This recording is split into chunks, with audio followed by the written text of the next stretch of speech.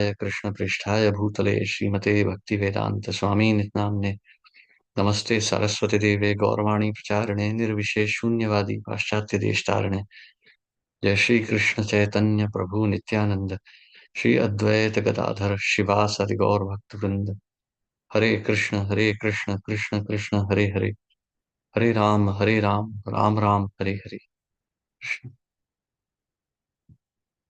तो आज हम पढ़ रहे हैं स्कंध एक अध्याय 15 और श्लोक 7।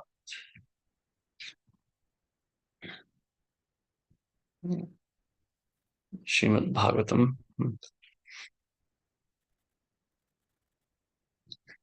ओम नमो भगवते वासुदेवाय। ओम नमो भगवते वासुदेवाय। ओम नमो भगवते वासुदेवाय। यत् संश्रयाद् द्रुपद गेहम उपागतानां प्राज्ञां स्वयंवर मुखे स्मर दुर्मदानां तेजो हृतं खलु मया भितश्च मत्स्य सज्जीकृतेन धनुषाधिगता च कृष्णा। अनुवाद तात्पर्य श्रील प्रभुपाद द्वारा। उनकी कृपा में शक्ति से ही मैं उन समस्त कामोन्मत्त राजकुमारों को परास्त कर सका जो राजा द्रुपद के महल में स्वयंवर के अवसर पर एकत्र हुए थे। अपने धनुष बाण से मैं मत्स्य लक्ष्य का भेदन कर सका और इस प्रकार द्रौपदी का पाणी ग्रहण कर सका। तात्पर्य। द्रौपदी द्वारा द्रौपदी राजा द्रुपद की सर्व सुंदरी कन्या थी और जब वह तरुणी हुई तो प्रायः समस्त राजकुमार उससे विवाह करने के इच्छुक थे। लेकिन द्रुपद महाराज ने अपनी पुत्री अर्जुन को ही देने का निश्चय किया। अतएव उन्होंने एक अद्भुत युक्ति सोची। मकान की छत से एक चक्र के भीतर एक मछली लटका दी गई।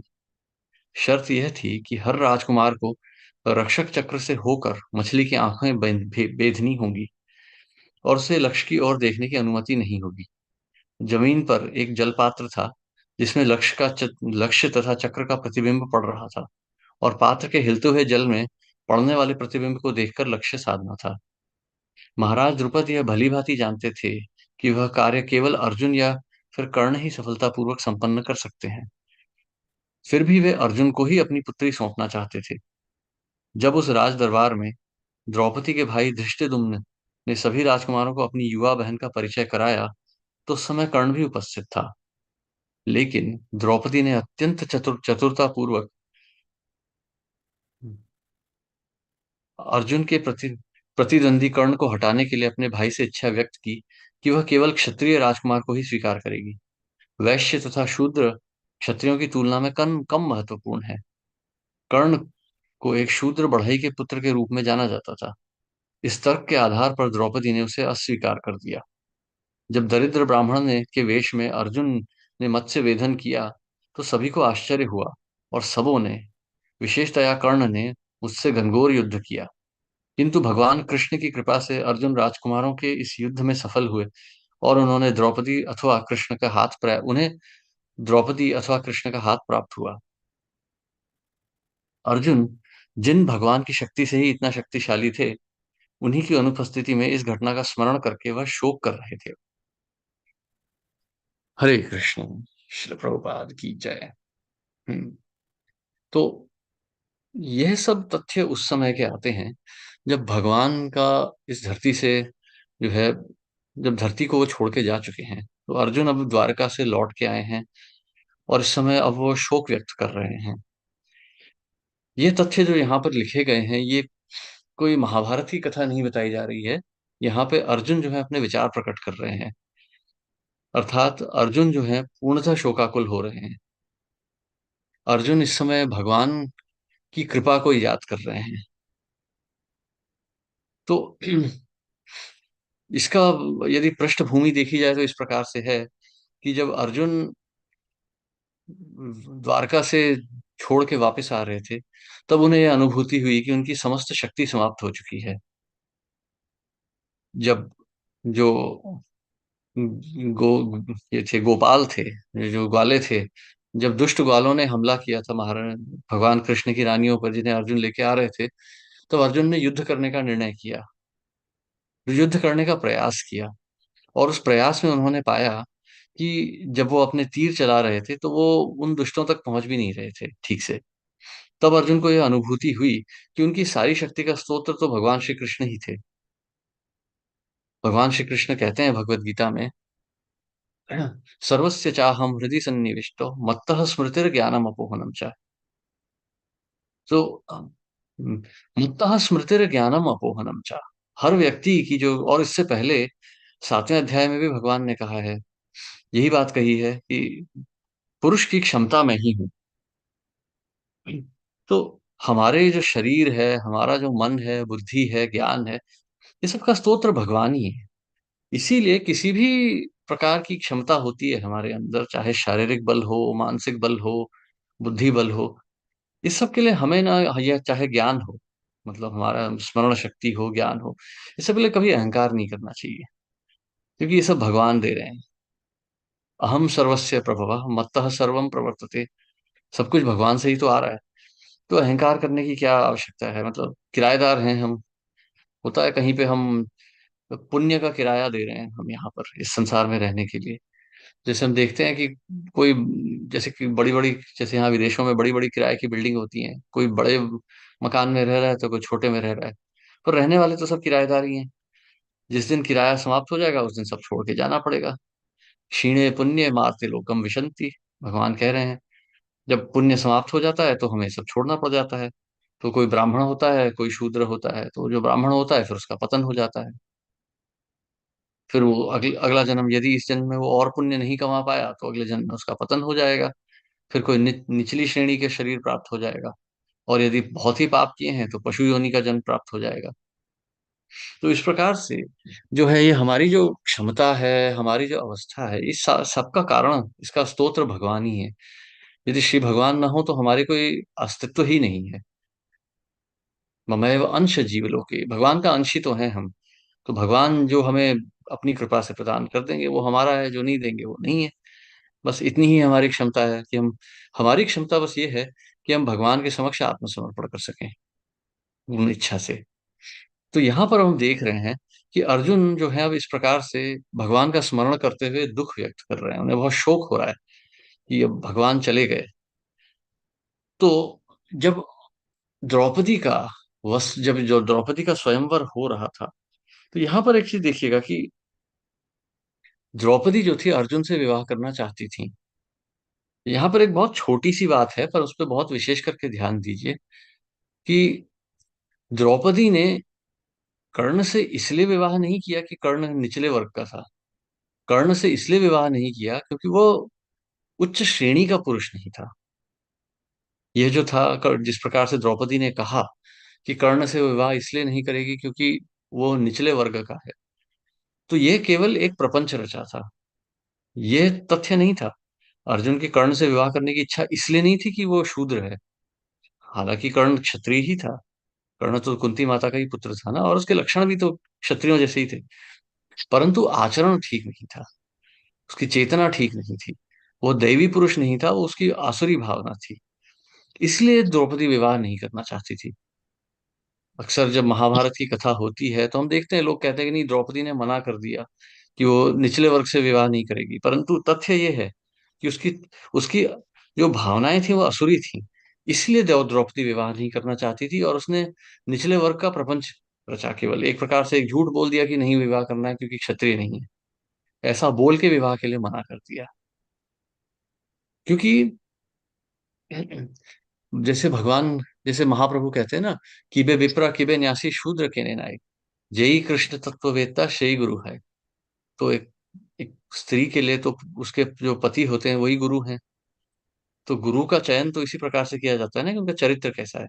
जैसे हम श्रीमद् भागवत की कथा देखते हैं, जब माता देवाहुति का विवाह होना था, तब माता देवाहुति तो परम सुंदरी थी। उन्हें देख के तो विश्व वसु बेहोश हो गए थे, वो अपने विमान से ही नीचे गिर गए थे उनकी सौंदर्य को देख के। ऐसे सौंदर्य वाली वो युवती थी कि बड़े बड़े देवता उनसे विवाह करना चाहते थे, बड़े बड़े राजा उनसे विवाह करना हम्म। चाहते थे। परंतु उनके लिए जो चयन किया था स्वयं भगवान ने ही किया। उनके पिता जो थे, मनु थे, और उनके जो भगवान नारायण थे, उन्होंने उनके लिए किस पति का हम्म। चयन किया? कर्दम मुनि का। कर्दम मुनि, यदि देखा जाए तो न तो वो रूपवान थे, न धनी थे, परंतु उनका चरित्र अति शुद्ध था।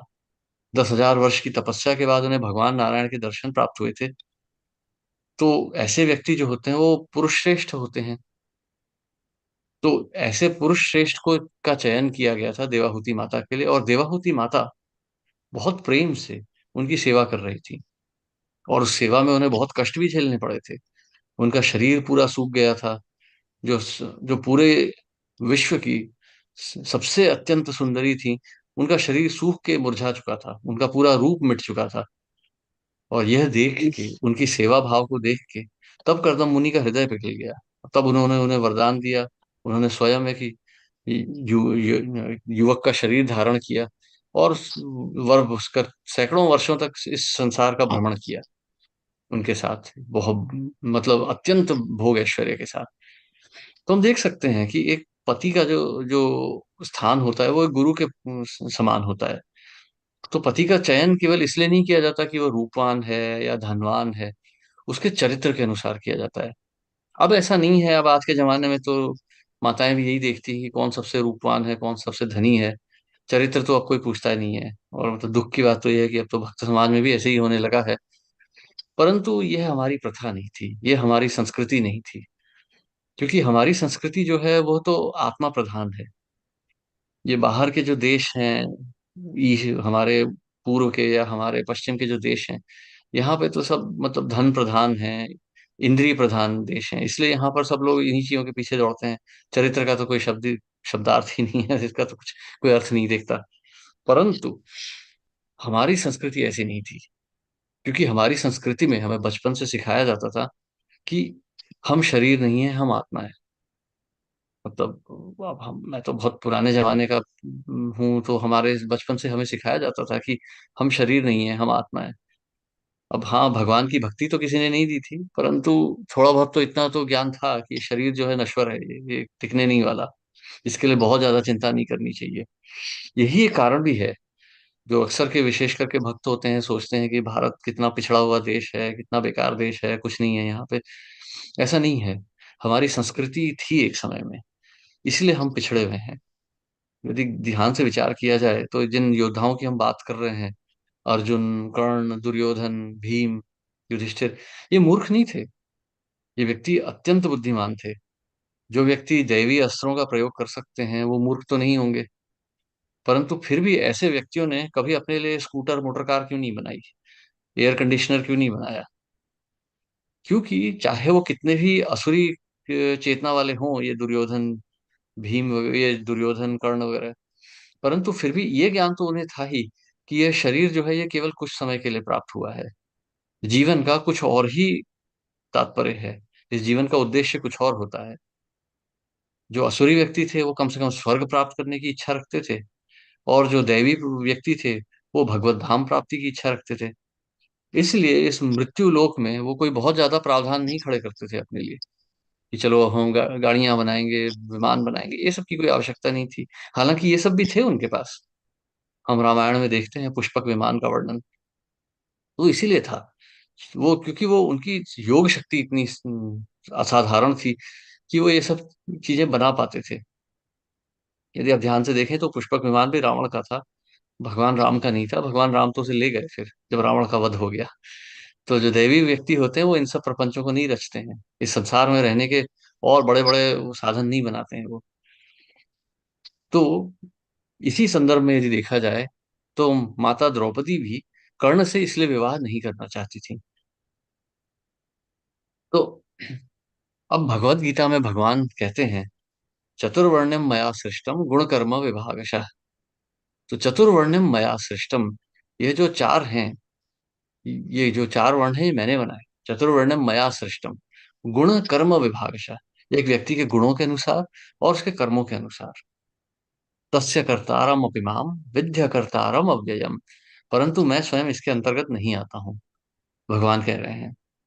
तो ये जो चार वर्ण होते हैं, ये जो प्रकृति के तीन गुण हैं, इनके अलग अलग प्रभावों के कारण बनते हैं। जैसे हम देखें तो ब्राह्मण होते हैं, सत्व गुण में होते हैं। ब्रह्म जानाति इति ब्राह्मण। तो क्षत्रिय जो होते हैं, वो रक्षा करते हैं, वो रजोगुण में होते हैं। उनके अंदर अहंकार होता है, उनके अंदर कुछ कर दिखाने की इच्छा होती है। अभी जैसे मैं एक डॉक्यूमेंट्री देख रहा था, कुछ वर्ष पहले की बात है, ये करगिल युद्ध के ऊपर। तो वहां पे राजपूताना राइफल्स ने जाके लड़ाई की थी, वो टोलोलिंग हाइट्स वगैरह जीत के आए थे। तो वहां पर वो उनका मतलब हम देख रहे थे कि वो मतलब एक अहंकार होता है एक क्षत्रिय के अंदर। तो आप लोग तो राजस्थान में रहते हैं, तो आप तो देखते ही होंगे, आप में से कितने सारे राजपूत भी होंगे, कि वो मतलब वचन ना जाए, प्राण जाए पर वचन ना जाए। तो ये एक प्रकार से जो अहंकार होता है, ये रजोगुण की उत्पत्ति होती है। वैसे ही जो जो जो वैश्य होते हैं, वैश्यों की जो चेतना होती है, वो धन संपत्ति का ग्रहण करना, वो भोग ऐश्वर्य में जीना, ये होती है उनकी चेतना। उनके ऊपर रजोगुण और तमोगुण का प्रभाव अत्यधिक होता है। और सबसे नीचे आते हैं शूद्र, जो जो जो कि श्रम परिश्रम कर पाते हैं। तो शूद्र की चेतना तो पूर्णतः शारीरिक होती है, क्योंकि वो तमोगुण के प्रभाव में जी रहे हैं। तो उनकी चेतना चेतना जो होती है, पूरी पूरी तरह जो होती है, शरीर में आधारित होती है। परंतु यह सब चेतना होते हुए भी ये अलग अलग प्रकार की प्रकृति है, जो अपने पूर्व कर्मों से हमें प्राप्त होती हैं। यदि बहुत पुण्य किए हैं तो ब्राह्मण का शरीर प्राप्त होगा, यदि बहुत ज्यादा पुण्य नहीं किए तो केवल एक शूद्र का मनुष्य शरीर प्राप्त हो जाएगा। और यदि पाप किए हैं तो मनुष्य शरीर प्राप्त होगा, परंतु चांडाल का प्राप्त हो जाएगा, वो यवन का प्राप्त हो जाएगा। तो इस प्रकार से अलग अलग कर्मों के अनुसार हमें शरीर मिलते हैं, इनमें जिनमें हमारी अलग अलग चेतनाएं होती हैं। परंतु इस चेतना का होना कोई, जिसे हम कहेंगे एक प्रकार से डिस्क्वालिफिकेशन नहीं है। भगवान की सेवा हम किसी भी चेतना से कर सकते हैं। यदि आप श्रीमद् भागवत देखें, तो वहाँ विशेष करके जो वर्णन आते हैं वो क्षत्रियों के ही आते हैं। क्षत्रिय यदि देखा जाए तो ज्यादा करके जो है वो रजोगुण में होते हैं, अहंकारी होते हैं। परंतु इनके वर्णन क्यों आते हैं? तो यह दिखाने के लिए कि किसी भी अवस्था से हम भगवान को प्राप्त कर सकते हैं। किबे विप्रा किबे न्यासी शूद्र के नाये जेई कृष्ण तत्ववेत्ता शई गुरु है। अर्जुन तो योद्धा है, परंतु शास्त्रों के अनुसार वो नर ऋषि भी हैं। भगवान नारायण हैं, अर्जुन नर ऋषि हैं। अर्जुन और भगवान जो है एक ही प्रकार के, मतलब नर नारायण ऋषि ही हैं। तो हम समझ सकते हैं कि अर्जुन की चेतना क्या होगी। परंतु एक हमें शिक्षा देने के लिए भगवान ने उन्हें अर्जुन के रूप में यहाँ पे प्रस्तुत किया। उसी प्रकार से गौर लीला में यदि हम देखें, तो जो पांडव हैं, वो फिर उसी राजगण में ही आते हैं वहां पे। वो इसी प्रकार से वो क्षत्रिय ही बन के आते हैं। फिर रामानंद राय और उनके जो भाई हैं, गोपीनाथ पट्टनायक, ये सब जो है ये पांडव ही हैं, चैतन्य चरितमृत के अनुसार। तो ये सब इसी प्रकार के रूप में आते हैं, यह हमें शिक्षा देने के लिए कि ब्राह्मण होना आवश्यक नहीं है भगवान को प्राप्त करने के लिए। कभी कभी तो यह भी हो सकता है कि ब्राह्मण होके हम भगवान को ना प्राप्त कर पाए, क्योंकि हमारा फिर वो हम सत्वगुण में फंस के रह जाएंगे, हम फिर ज्ञान की आसक्ति में आ जाएंगे। तो इस प्रकार से भगवान को प्राप्त करने के लिए कोई शरीर की अवस्था से कोई फर्क नहीं पड़ता। शास्त्रों में तो लिखा ही गया है, कलौ शूद्र संभव। कलयुग में तो सभी शूद्र हैं, और इस प्रकार के शूद्र हैं सबके सब कि इस कलयुग में ना कोई अनुष्ठान किया जा सकता है, न किसी प्रकार का कोई संस्कार किया जा सकता है। इसीलिए कहा गया है, हरेर नाम हरेर नाम एव केवलम, कलौ नास्त्येव नास्त्येव नास्त्येव गतिर अन्यथा।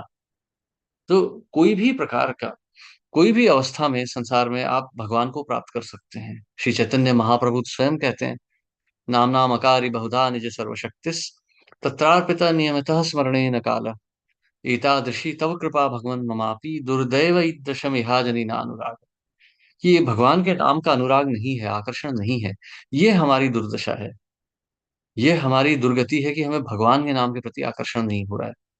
हाँ, यदि आप ब्राह्मण हैं तो हो सकता है कि आकर्षण भगवान नाम के प्रति जल्दी आ जाए, और यदि आप शूद्र हैं तो आकर्षण को थोड़ा समय लग जाए गुणों की परतें फाड़ने में। परंतु हरि नाम इतना शक्तिशाली है कि हमें तुरंत किसी भी अवस्था से हमें मुक्ति प्राप्त दिला सकता है। तो इसलिए किसी प्रकार के नियम बंधन नहीं रखे गए हैं। नाम नाम नामकारी बहुधा निज सर्वशक्ति, हर नाम में हर प्रकार की शक्ति है।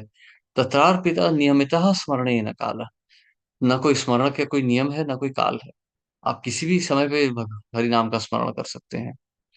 इसीलिए चैतन्य महाप्रभु कहते हैं कि वह भोग केवल उसी के हाथ ग्रहण करेंगे जो लक्षेश्वर है, अर्थात जो 1 लाख भगवान के नाम कम से कम लेता है दिन के। तो लक्षेश्वर होने के लिए क्या करना है? नित्य भगवान का स्मरण कीजिए। ग्रहे रही कृष्ण नाम निरंतर लाइबा। कुर्म ब्राह्मण को भगवान ने यही उपदेश दिया था। तो इसी उपदेश का पालन हम भी कर सकते हैं। नित्य भगवान के नाम का स्मरण करें। अब इसी उदाहरण में जो है, कुर्म ब्राह्मण के उदाहरण में महाप्रभु एक आश्वासन भी देते हैं, एक आशीर्वाद भी देते हैं। कभू ना बधिवे तुम्हारा विषय तरंग, पुनरापि यही ठानी पाबे मोरा संग। तो भगवान ने पहला उपदेश तो यही दिया है ना कुर्म ब्राह्मण को, ग्रहे रही कृष्ण नाम निरंतर लाइबा। और अंत में ये कह रहे हैं, पुनरापि यही ठानी पाबे मोरा संग। तो महाप्रभु तो स्वयं श्री कृष्ण है। तो जो भगवान कृष्ण का नाम नित्य लेगा, हम ये समझ सकते हैं कि भगवान नित्य उसके साथ ही हैं। वृंदावन की रासलीला में भी जब भगवान गोपियों का संग करते हैं, तो भगवान एक समय के बाद वृंदावन त्याग देते हैं, मथुरा चले जाते हैं, और मथुरा से फिर द्वारका चले जाते हैं और वापस वृंदावन नहीं लौटते। परंतु चैतन्य चरितामृत में यह वर्णन आता है, जहां पर श्रीमती सत्यभामा रूप गोस्वामी को बता रही हैं कि भगवान श्री कृष्ण तो वृंदावन छोड़ के कभी नहीं जाते। भगवान श्री कृष्ण जो है उनका नित्य वास वृंदावन में ही है। वो गोपियों के स्मरण में वास कर रहे हैं। भगवान का शरीर हमारे जैसा नहीं है। भगवान का शरीर तो आनंदमयी है। वो किसी भी रूप में रह सकते हैं। तो गोपियों का जो स्मरण भाव था, जिस विरह भाव में गोपियां रह रही थी, भगवान श्री कृष्ण गोपाल जी उसी में वास करते हैं। अर्थात जो भगवान का हृदय से स्मरण कर रहा है, जो भगवान का प्रेम से, भगवान की विरह में जो भगवान का स्मरण कर रहा है, भगवान उसके साथ नित्य वास कर रहे हैं। पुनरापि एई ठानी पावे मोरा संग। अब बंगाली में तो ये कहा गया है, पुनरापि एई ठानी पावे मोरा संग, अर्थात आपको मेरा संग प्राप्त होगा।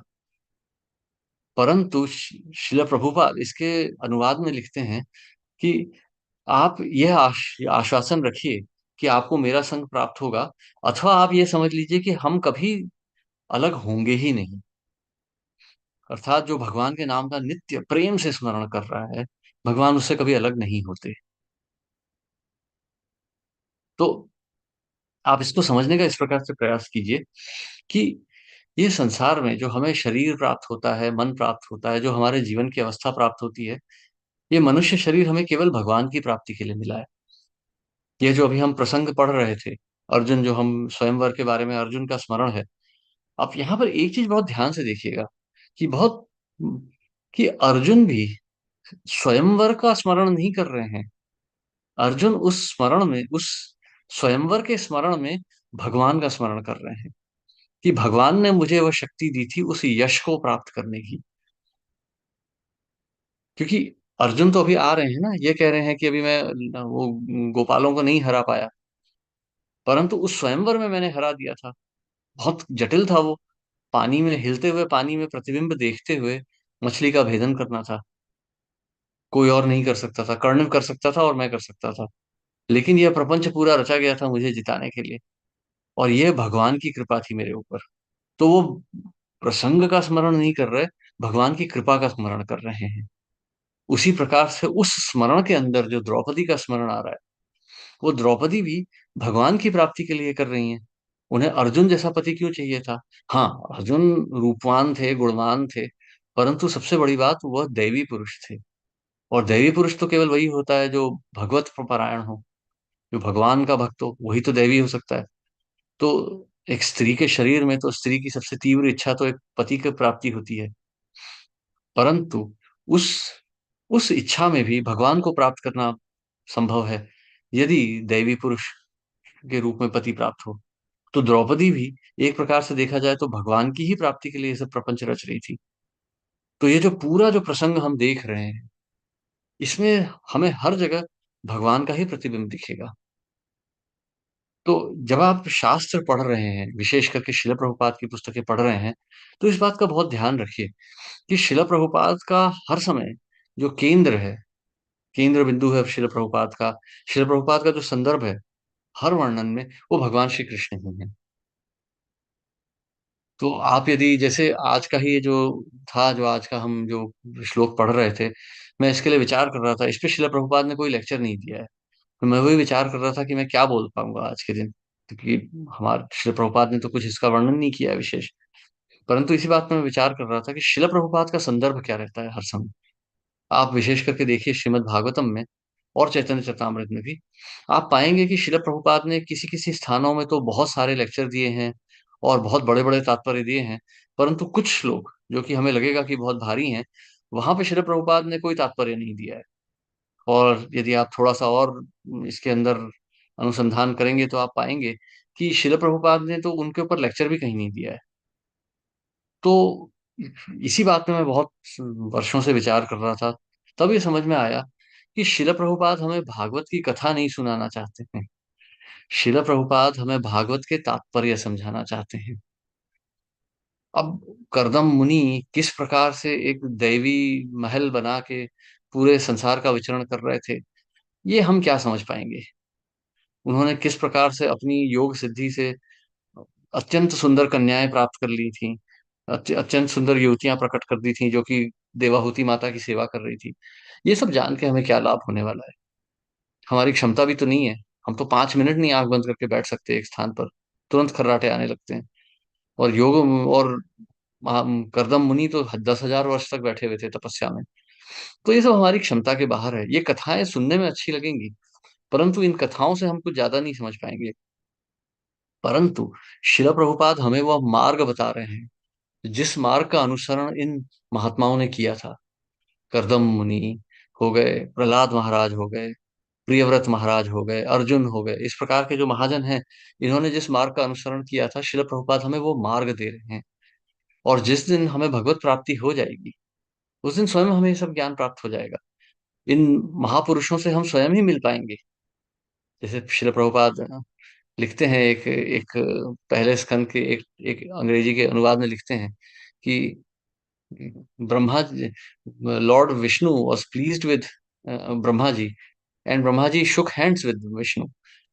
तो प्रभुपाद एक लेक्चर में कहते हैं कि you can also shake hands with Krishna. तो शिल प्रभुपाद हमें वह क्षमता देना चाहते हैं कि आप ये क्षमता प्राप्त कीजिए, भगवान श्री कृष्ण के चरणों को प्राप्त कर लीजिए।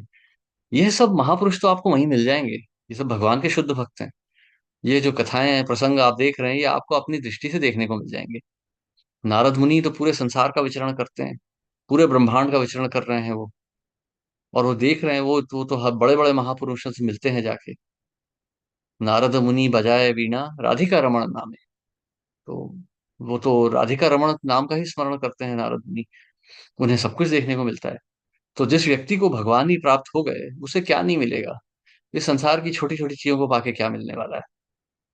तो इसलिए शिल प्रभुपाद अपने तात्पर्यों में हमें शुद्ध भक्ति का ज्ञान दे रहे हैं। और जो इन तात्पर्यों को अपने हृदय में उतार लेगा, वो भगवान श्री कृष्ण का स्मरण शुद्ध रूप से कर पाएगा। शुद्ध रूप से वो भगवान श्री कृष्ण के नाम का उच्चारण करेगा। हरे कृष्ण कृष्ण कृष्ण हरे हरे, हरे राम राम राम हरे हरे। भावनाओं से इस नाम का स्मरण कर पाएगा, और इस जीवन के अंत में उसे अवश्य भगवान की प्राप्ति होगी। तो शिल प्रभुपाद की पुस्तकों को बहुत ध्यान से पढ़िए। जैसे प्रभुपाद कहते थे, रीड माई बुक्स स्क्रूटिनाइजिंगली। बहुत ध्यान से पढ़िए। शिल प्रभुपाद किस तथ्य के ऊपर जोर दे रहे हैं, उस पर ध्यान दीजिए। वो तथ्य भगवान से कैसे जुड़ रहा है, उसका भागवत संदर्भ क्या है, उस पर बहुत गहराई से विचार कीजिए। बैठ के सैकड़ों शास्त्र पढ़ने का प्रयास मत कीजिए।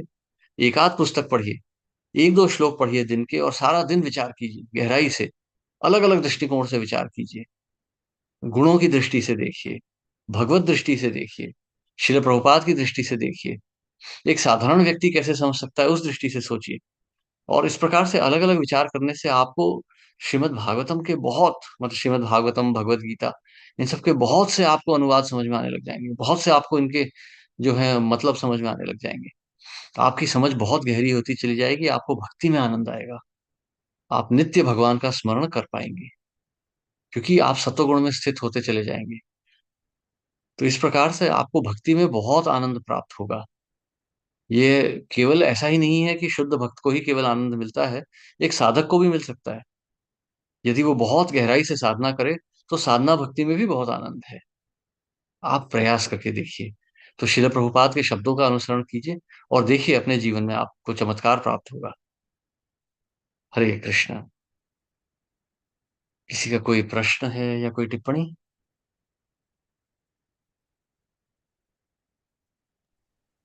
हरे कृष्णा प्रभु जी, प्रणाम। हरे बस कृष्णा। दंड कहाँ प्रणाम। हूँ? हरे कृष्णा प्रभु जी, दंडवत प्रणाम। हरे कृष्ण। दंड प्रणाम। मुझे मेरा क्वेश्चन ये है कि जब दुर्योधन को इतना सब कुछ, अगर आप जैसे कह रहे हो कि वो भी बहुत ज्ञानी और वो था कि उसको पता था कि हमें मेरे ये चीज ऐसे करने से मेरे को ऐसे मतलब गलत, तो उसने इतने अपने भाई, अपने ही कजिन्स ब्रदर्स के संग इतना वो क्यों किया? हम्म। नमाम दुष्कृतिनो मूढ़ प्रपद्यन्ते नराधमा, मायया अपहृत ज्ञान आसुरम भावम आश्रिता। मायया अपहृत ज्ञान, माया ज्ञान का अपहरण कर देती है। तो माया ना ज्ञान को हर लेती है हमारी। ज्ञान होता है परंतु वो हर लिया जाता है। बड़े बड़े बुद्धिमान व्यक्ति होते हैं, बड़े बड़े पंडित होते हैं, लेकिन ज्ञान हर लेते हैं। रावण देखिए ना, अरे दुर्योधन तो बहुत छोटा व्यक्ति हुआ, रावण को देखिए। रावण भी तो हम्म। ब्राह्मण पुत्र था, वेद की शास्त्रों में विशारद थी, परंतु भगवान राम का स्मरण नहीं कर पाया। उसका भाई कुंभकर्ण, वो कुंभकर्ण क्या था, वो तो स्वयं मतलब तमोगुण का प्रतिबिंब था कुंभकर्ण। लेकिन कुंभकर्ण ने तो तक रावण से कहा कि देखो भाई, ये जो है ये विष्णु का अवतार है, तुम इनसे मत पंगा लो, तुम माता सीता को छोड़ दो, जाने दो। क्यों राक्षस वंश का विनाश कराना चाहते हो? ये विष्णु स्वयं है। परंतु रावण का ज्ञान माया ने हर लिया था। वो जैसे रामधारी सिंह दिनकर जी कहते हैं ना, जब नाश मनुज पर छाता है पहले विवेक मर जाता है। तो पहले विवेक मर जाता है, बुद्धि रह जाती है, विवेक चला जाता है। बड़े बड़े भक्तगण भी रावण के लिए तो प्रभु आचार्यों जी, को छोड़ के चले जाते हैं। प्रभु जी रावण के लिए तो बहुत बड़ी बड़ी किताबें, साउथ इंडियन में तो वो बहुत ही ज्यादा, उसको तो बहुत उससे, रावण के लिए तो बड़ा वो है कि रावण बहुत ज्ञानी ध्यानी आदमी था, बहुत उसने वो कर रखा था उसको। लेकिन दुर्योधन के लिए ऐसा, मतलब आज मैंने पहली बार दुर्योधन के लिए सुना कि दुर्योधन ने जो ये जो दुर्योधन भी कुछ अपने आप में वैसा आदमी नहीं, सही नहीं था, मतलब सही था लेकिन उसने गलत काम किया क्योंकि माया ने उसको घेरा हुआ था। लेकिन माया ने उसको क्यों घेरा? उसके कर्मों के पिछले कुछ कर्म थे उसके ऐसे। नहीं, उसके पिछले कोई कर्म नहीं थे। इस विषय पे शिला प्रभुपाद ने एक बहुत बहुत ही रोचक तथ्य बताया है। तो शिला प्रभुपाद एक बार अमेरिका में मॉर्निंग वॉक पे जा रहे थे। तो वहां पर भक्तों ने पूछा, एक एक भक्त ने शिला प्रभुपाद से पूछा कि प्रभुपाद, ये सब जो हम लोग देखते हैं ना, ये जो अलग अलग लोग हैं, दुर्योधन, दुशासन, शकुनी, ये कौन है? मतलब ये अगर इतने ही दुष्ट हैं तो ये भगवान की लीला में कैसे आ गए? तो शिला प्रभुपाद ने एक बहुत ही रोचक बात कही थी यहाँ पे, कि उन्होंने कहा कि यह सब भगवान के ही भक्त हैं। यदि भगवान के भक्त नहीं होंगे तो भगवान की लीला में नहीं आ सकते। जैसे पिक्चर बनती है ना, वहां पे हीरो हम्म। होता है, एक हीरोइन होती है, एक हम्म। विलेन होता है। अब विलेन कोई असली में विलेन थोड़ी ना है। कोई वो थोड़ी ना, कोई अमरीश पुरी या प्राण कोई असली गुंडे थोड़ी ना थे असली जीवन में। वो तो बहुत जी। पढ़े लिखे लोग थे, बहुत भले लोग थे वो असली जीवन में। परंतु मतलब साधारण दृष्टि से भले ही थे, परंतु फिल्मों में गुंडे ही बन के आते थे, उन्हें कोई भला रोल नहीं मिलता था कभी। तो वैसे ही भगवान के भी भक्तों को इस प्रकार से लाया जाता है। एक देखिए, एक चीज याद रखिए, ये जो महाभारत है, रामायण है, हमारे जो अलग अलग शास्त्र हैं, यहाँ जो सब हो रहा है ना, ये सब भगवान ने एक नाटक खड़ा किया है, एक बहुत बड़ा एक रोचक प्रसंग खड़ा किया है। एक प्रपंच है ये, एक नाटक है ये, हम जैसे मूर्ख प्राणियों को उबारने के लिए। जब महाभारत हम पढ़ते हैं तो हम हमें हमें रोचक लगती है ना, वो हमें रस मिलता है उसमें पढ़ने में। द्रौपदी का स्वयंवर हुआ, कर्ण का वध हुआ, वो अभिमन्यु का वध हुआ। अभिमन्यु की कथा पढ़ते हैं, विशेष करके जो क्षत्रिय हैं वो अभिमन्यु की कथा कथा पढ़ते हैं, तो उनके हृदय में कष्ट होता है कि अरे अभिमन्यु के साथ ऐसा हुआ। परंतु कितने वो, मतलब कितनी वीरता से वो लड़े थे। तो ये सब पढ़ के हमारे मन में क्या होता है, हमारे मन में भगवान के प्रति जो है वो भावनाएं उत्पन्न होती हैं, क्योंकि ये भगवान के ही प्रसंग है ना सारे। तो धीरे धीरे हमारा मन शास्त्रों की तरफ मुड़ जाता है। तो भगवान ये सारे प्रसंग रचते हैं। श्रील व्यास देव ने पुराणों की रचना इसीलिए की कि हम जैसे जो शूद्र प्रकृति के व्यक्ति हैं, जो उपनिषदों को नहीं समझ सकते, वो इन कथाओं को सुन के धीरे धीरे भगवान के प्रति जो है वो वो भगवान के वो तरफ अपना मुख मोड़ लेंगे। तो इसलिए ये प्रसंग रचे जाते हैं। असली में रावण कौन है, रावण कुंभकर्ण कौन है, वो तो वो है ना जय विजय है। हम्म। रावण जी। असली में कोई राक्षस थोड़ी ना है, वो तो जय विजय है रावण कुंभकर्ण। उसी प्रकार से दंतवक्र शिशुपाल ये भी जय विजय हैं। हिरण्याक्ष हिरण्यकशिपु, फिर हिरण्याक्ष तो कितना ही भयंकर राक्षस हम्म। था। तो, जी। हम्म। तो ये सब केवल प्रपंच रचे गए हैं। हाँ, प्रभु जी उस तो मूवी में तो गजब का कर दिया, वो इतनी बढ़िया मूवी। हमारे दिल्ली से भी हरे कृष्णा वाले ग्रुप से पूरा हम लोग पिक्चर फिल्म देख के आए, बहुत आनंद आया, इतनी बढ़िया फिल्म बनाई है, अच्छी अच्छी। हरे कृष्णा प्रभु, थैंक हाँ, यू, धन्यवाद प्रभु जी। है कृष्ण, नहीं तो हाँ। अतुल हरे प्रभु, कृष्ण। अतुल मोहन हरे प्रभु। कृष्णा हरे प्रभु कृष्ण। जी। हरे कृष्ण। हाँ मैं प्रभु। जानना चाहता हूँ, ब्राह्मण का सत्वगुण में, क्षत्रिय रजोगुण में, और वैश्य हम्म। तमोगुण में आते हैं। तमोगुण रजोगुण का मिश्रण।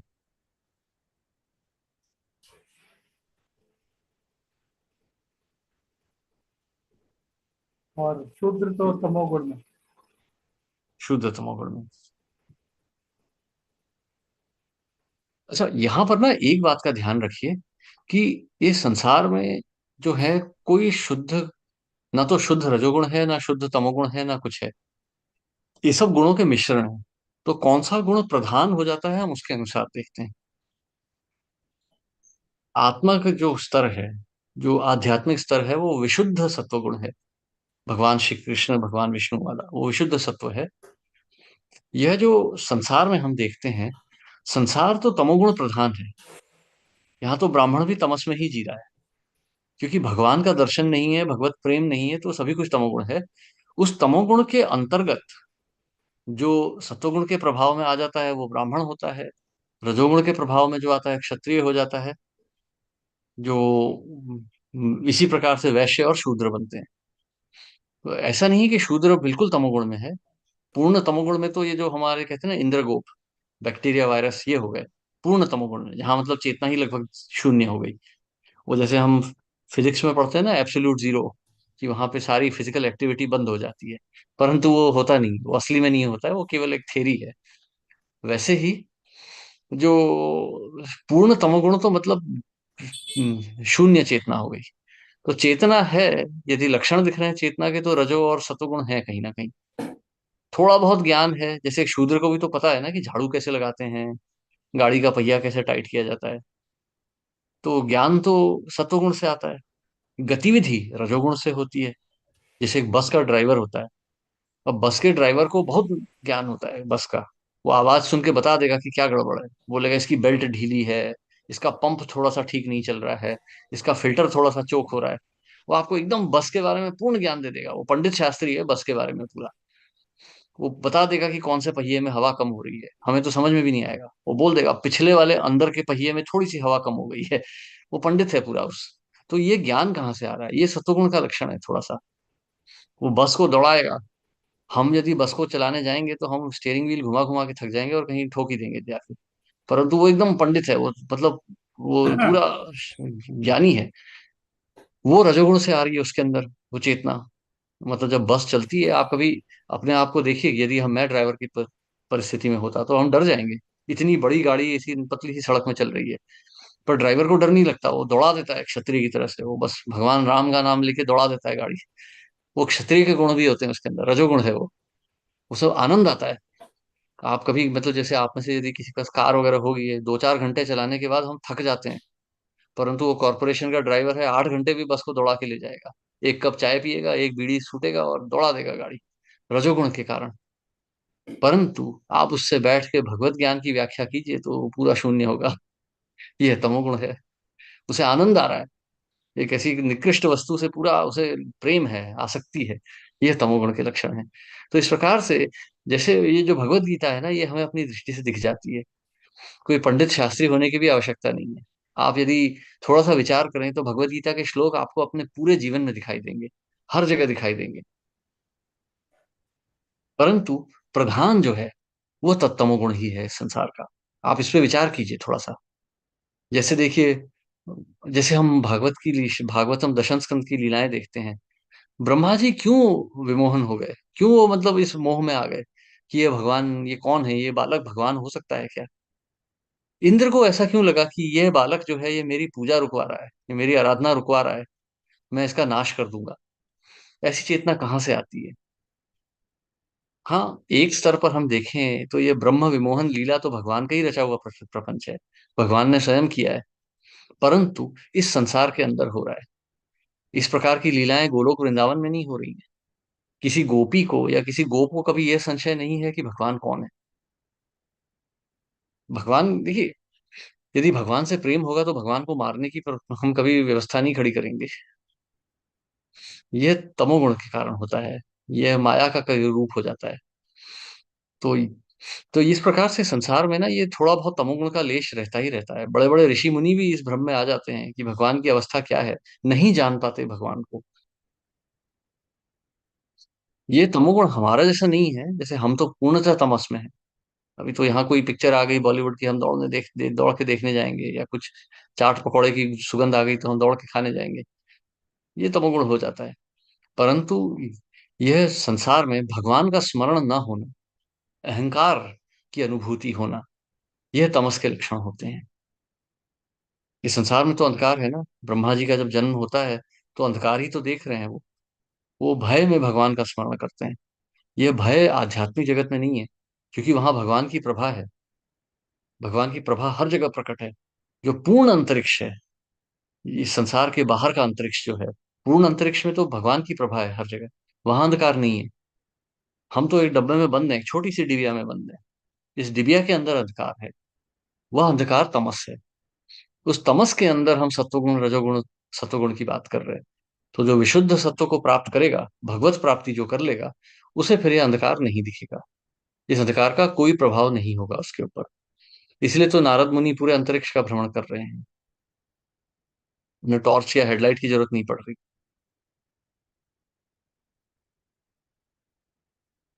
ठीक है, हरे कृष्णा। थैंक यू हाँ, गुरुजी। नीता माता जी। हरे कृष्णा। हरे कृष्णा प्रभु जी। हरे हरे कृष्णा, हाँ। कृष्णा प्रभु जी, प्रणाम। प्रणाम। प्रभु जी, मेरा ये क्वेश्चन है कि वैसे हम्म, तो ऑल्दो आपने अभी आंसर किया है, बट स्टिल मैं जानना चाह रही हूँ कि प्रभु जी, जैसे वर्णाश्रम के अनुसार जो ब्राह्मण होते हैं, तो प्रभु जी जितने भी ब्राह्मण होते हैं उन सभी ब्राह्मणों का जो बाई बर्थ ही उनमें सत्वगुण होता है, या कुछ और किसी किसी और गुण की प्रधानता होती है? ये बहुत अच्छा प्रश्न है। चतुर्वर्ण्यम मया सृष्टम गुण कर्म विभागशः। ऐसा आवश्यक नहीं है कि ब्राह्मण के कुल में पैदा हुआ है तो कोई ब्राह्मण सत्वगुण ही लेके पैदा होगा। वो किस गुण से पैदा हुआ है, ये प्रधान होता है। तो जैसे हम देखते हैं अश्वत्थामा। अश्वत्थामा में तो सारे क्षत्रियों के ही गुण थे। अश्वत्थामा होने को तो गुरु पुत्र था, ब्राह्मण का पुत्र था, परंतु गुण तो क्षत्रियों के थे। तो वो, हाँ, ब्राह्मण कुल में यदि कोई पैदा होगा तो ये, जैसे हम कहते हैं कि परसेंटेज प्रोबेबिलिटी बहुत ज्यादा है कि उसके अंदर सत्वगुण प्रधान होंगे, क्योंकि उन्हीं संस्कारों में वो पैदा हुआ है। वो प्रधान होने की जो जो हम कहेंगे कि संभावनाएं ज्यादा हैं, परंतु आवश्यक नहीं है कि वो उसी गुण में पैदा होगा। जैसे हम देखते हैं ना, किसकी कथा देखते हैं हम, आ, हाँ, ये वृत्रासुर की कथा देख लीजिए। वृत्रासुर तो असुर हो गए। वो तो त्वष्ट त्वष्ट के पुत्र हुए। त्वष्ट के ब्राह्मण के पुत्र होने पर भी असुर हुए। अब हालांकि उन्होंने भगवान से मांगा ही वही था, मतलब उन्होंने यज्ञ से तो वही संतान उत्पन्न की थी, परंतु असुर संतान हुई वो। तो ऐसा आवश्यक नहीं है कि पिता ब्राह्मण है तो पुत्र भी ब्राह्मण होगा। वो किस गुणों में पैदा हो गया है। महाराज अंग का पुत्र जो था वेण, वो तो राक्षस ही था पूरा, वो तो पूर्ण रूप से असुर था। महाराज अंग इतने शोकाकुल हुए कि उन्होंने सन्यासी ले लिया। तो किस गुण में पैदा हुए हैं, उस गुण के अनुसार हमें वर्ण की प्राप्ति होती है। जैसे हम किनकी कथा देखते हैं, अब मेरे को याद नहीं आ रहा है वो नाम, एक ऋषि पुत्र हैं वो ऋषि ही हैं वो तो एक वैश्य के पुत्र थे। तो जब वो अपने गुरु के पास गए तो गुरु ने उनसे पूछा कि भाई आपका वर्ण क्या है। तो बोले मुझे नहीं पता मेरा वर्ण क्या है। तो गुरु ने कहा ठीक है अपनी माता से पूछ के आओ। तो अगले दिन वो अपनी माता से पूछ के आ गए। तो उन्होंने पूछा अब बताओ कि तुम्हारे पिता कौन है। माता से ये पूछ लेना तुम्हारा वर्ण पता पड़ जाएगा। तो वो पूछ के आए, अगले दिन बोलते हैं कि महाराज मेरी माता तो वैश्य हैं, उन्हें तो मेरे पिता का भी पता नहीं है। तो जो गुरु थे बहुत प्रसन्न हुए, उन्होंने कहा कि हाँ भाई तुम ब्राह्मण हो, क्योंकि तुम में सत्य बोलने में कोई, तुम निर्भय सत्य बोल रहे हो, तो तुम ब्राह्मण कुल के हुए। तो अब वैश्य का क्या कुल हुआ, परंतु वैश्य का पुत्र भी ब्राह्मण है।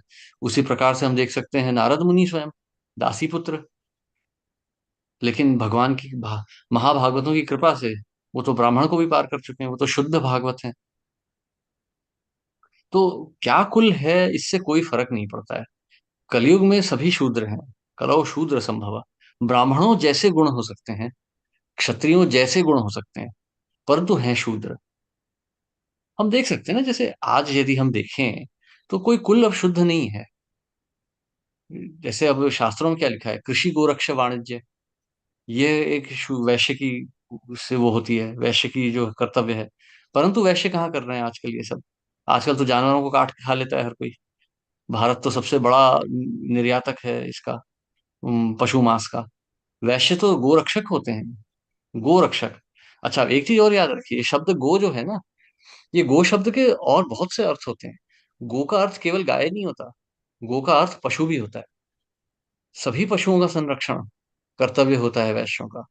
बकरी ये दूध देती है। आप जैसे राजस्थान में है, राजस्थान में ऊँटों का भी प्रयोग किया जाता है। अब रेगिस्तान में तो ऊँट ही चलेगा ना, मरुभूमि में तो ऊँट ही चलता है। तो जो वाणिज्य होता है वो ऊँटों की पीठ पे होता है। तो उनकी भी रक्षा की जाती है। जिस पशु ने हमारी सेवा की है उसकी रक्षा करना हमारा कर्तव्य होता है। ऐसा नहीं कि अब बूढ़ा हो गया तो उसे मार के खा गए, चलो भाई इसकी चमड़ी बेच देंगे, इसका चर्बी बेच देंगे, ये नहीं, ये तो राक्षसों वाली प्रकृति हुई।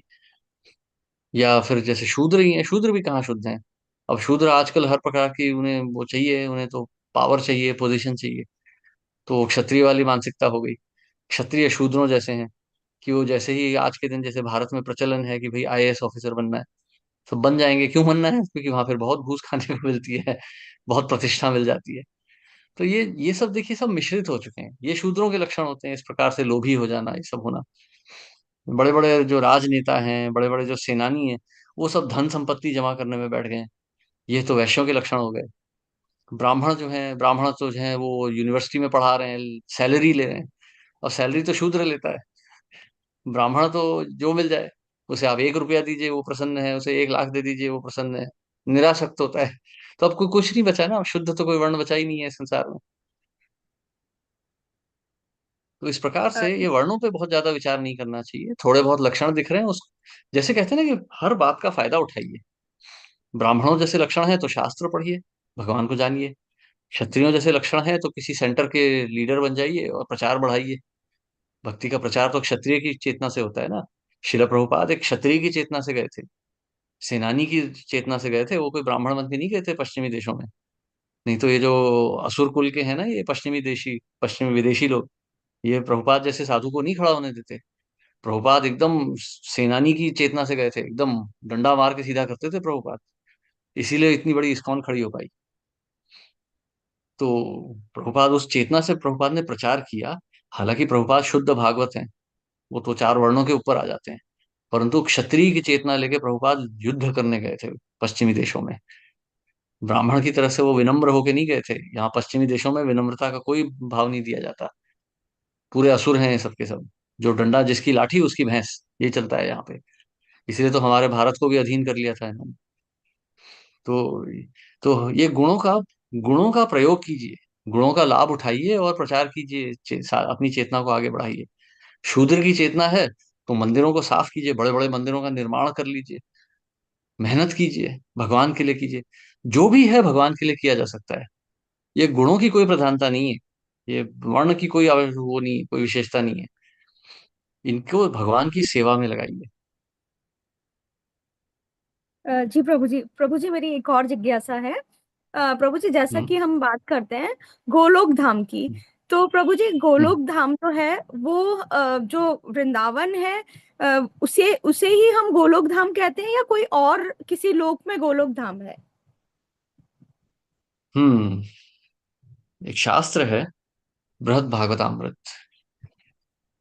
तो बृहद भागवतामृत में बहुत बड़ी बड़ी कथाएं आती हैं भगवान श्री कृष्ण की भक्ति को लेके। तो बहुत बड़ा शास्त्र है, तो संक्षेप में आपको ये बताऊंगा।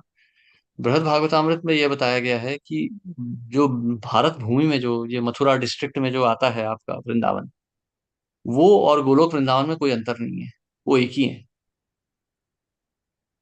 ये क्योंकि हमारी दृष्टि इतनी भौतिक हो गई है, इसलिए हमें वहां पे गाड़ियां, कुत्ते, सुअर, बंदर यही नजर आ रहे हैं। इसलिए हम वहाँ बिल्डिंग बना रहे हैं, अपार्टमेंट खरीद रहे हैं, एसी लगवा रहे हैं, हमें गर्दी गर्मी सर्दी दिख रही है। परंतु जिसकी चेतना शुद्ध हो जाएगी, उसको इसी जगत में वृंदावन के दर्शन हो जाएंगे। भौतिक जगत एक्चुअली होता ही नहीं है, ये केवल एक स्वप्न है, सपना चल रहा है केवल। जैसे रात में हम अपने बिस्तर में पड़े होते हैं, सपने में हमें कोई गाड़ी दिख रही है, कोई महल दिख रहा है, कहीं जंगल दिख रहा है, कुछ दिख रहा है। जैसी आंख खुलती है तो दिखता है हम तो बिस्तर में ही पड़े हुए थे। उसी प्रकार से ये भौतिक जगत एक सपना है केवल। जिस दिन आप शुद्ध भक्त बन जाएंगी, जिस दिन आप ब्रह्मभूत हो जाएंगी, उस दिन ये संसार पूरा का पूरा गायब हो जाएगा। आपको वैकुंठ ही दिखेगा केवल। जो शिला प्रभुपाद की श्रेणी के जो भक्त होते हैं, उन्हें संसार नहीं दिखता, उन्हें भगवान की कृपा दिखती है, उन्हें आत्मा दिखती है, उन्हें ब्रह्म दिखता है। जी प्रभु जी, thank you so so much. Hare Krishna. Yashasvi बता दो। हरे कृष्णा प्रभु जी। मेरा ये प्रश्न है कि हम लोग भगवान की दो शक्तियों के बारे में पढ़ते हैं, एक महामाया और योग माया। महामाया हम लोगों को कवर कर देती है जिससे हम भगवान को नहीं समझ पाते, और योग माया भगवान को कवर कर देती है ताकि वो मूर्खों वगैरह के सामने अपने आप को वो प्रकट नहीं करते भगवान। तो मुझे योग माया के बारे में जानना था कि वो कैसे वर्क करती है। हरी हरी, ये बहुत बहुत ही सुंदर प्रश्न है आपका। और इसका ना आपको कहीं पे स्पष्ट रूप से उत्तर नहीं मिलेगा। देखिए, जैसे एक डंडा होता है ना, वो आपने देखा होगा, बूढ़े लोग एक लाठी लेके चलते हैं। तो जो उसमें ना एक ऊपर से एक हैंडल होता है और एक नीचे से एक टिप होती है। लाठी लेकिन लाठी होती है। वैसे ही भगवान की माया जो है ना, भगवान की एक शक्ति है। वो शक्ति की किस किस दिशा में वो शक्ति है ना, उसके अनुसार वो योग माया या महामाया बनती है। आप यदि शिला प्रभुपाद की पुस्तकें पढ़ेंगी, तो आप पाएंगे कि शिला प्रभुपाद योग माया और महामाया शब्दों को ना, मतलब जैसे कहते हैं इंटरचेंज करके यूज करते हैं। वो योग माया महामाया जो है ना, वो भगवान की एक ही शक्ति है। भगवान की अंतरंग और बहिरंग शक्ति जो है ना, वो जीव की चेतना के अनुसार होती है। जब जीवात्मा जो है भगवान के विमुख हो जाता है, तो यह माया जो होती है ये महामाया कहलाती है। जब जीव भगवान के सम्मुख होता है, तो यह योग माया के रूप में प्रकट होती है। एक शब्द एक प्रकार से यदि कहा जाए, तो राधा रानी का जो जो गुस्से वाला रूप है, वो दुर्गा देवी है। भगवान की शक्तियों में अंतर नहीं है। हमारी चेतना के अनुसार वो शक्तियां अलग अलग रूप में हमारे सामने प्रकट होती हैं। जैसे शिला प्रभुपाद विशेष करके योग माया शब्द का प्रयोग ज्यादा करते हैं महामाया के अनुपात में, इस संसार के अंदर भी। तो ये जो योग माया होती है, ये भगवान की अंतरंग शक्ति है, अर्थात जो माया की जो दिशा भगवान की तरफ है वो योग माया है, जो हमारी तरफ है वो महामाया है। इसलिए हमें संसार की जो वस्तुएं हैं हमें अच्छी लगती हैं, क्योंकि ये महामाया के रूप में प्रकट हो रही है। जब हमारी चेतना शुद्ध हो जाएगी, तो यही महामाया हमें योग माया के रूप में दिखेगी, हमें भगवान की कृपा दिखने लग जाएगी, हमें अपना स्वरूप दिखेगा। होने को हम भगवान का अंश हैं, केवल एक शरीर का एक अंश है भगवान के। परंतु उस अंश को महामाया से ढकने के कारण हमें तरह तरह के स्वरूप मिलते हैं। कोई गोपी है, कोई गोप है, कोई पशु है, कोई पक्षी है, कोई वृक्ष है। गोलोक में ये सब प्रकार के जीव हैं। ये सब योग माया के अंतर्गत आते हैं। और योग माया स्वयं भगवान को ढक लेती है, इसलिए भगवान सबको केवल एक गोपाल के रूप में दिखते हैं। केवल भगवान से प्रेम है वहां पे, और कुछ नहीं। ठीक है। तो प्रभु जी, हम लोग ऐसा कह सकते हैं कि योग माया जब हम कृष्ण की तरफ अ, हम लोग अपना स्टेप बढ़ाते हैं, तब जब हम पे कोई, हम जिसके अंडर में है वो योग माया है, और गोलोक में भी वही वर्क कर रही है ना। चाहे हम लोग डिफरेंट डिफरेंट पर्सनालिटीज है, पर हम भगवान को भी योग माया ढक लेती है, और एट द सेम टाइम हमको भी ढके रहती है, ताकि हम लोग प्योर लव में एक्सचेंज कर सके। एम हाँ, आई राइट? देखिए और कैसा। हाँ, ये अगर आपको समझना है ना, आप चैतन्य चरितमृत की आदि लीला पढ़िएगा, पहला अध्याय, कि भगवान श्री चैतन्य महाप्रभु का अवतरण क्यों होता है। तो वहां पर यही लिखा है कि भगवान कृष्ण को प्रेम की आसक्ति है।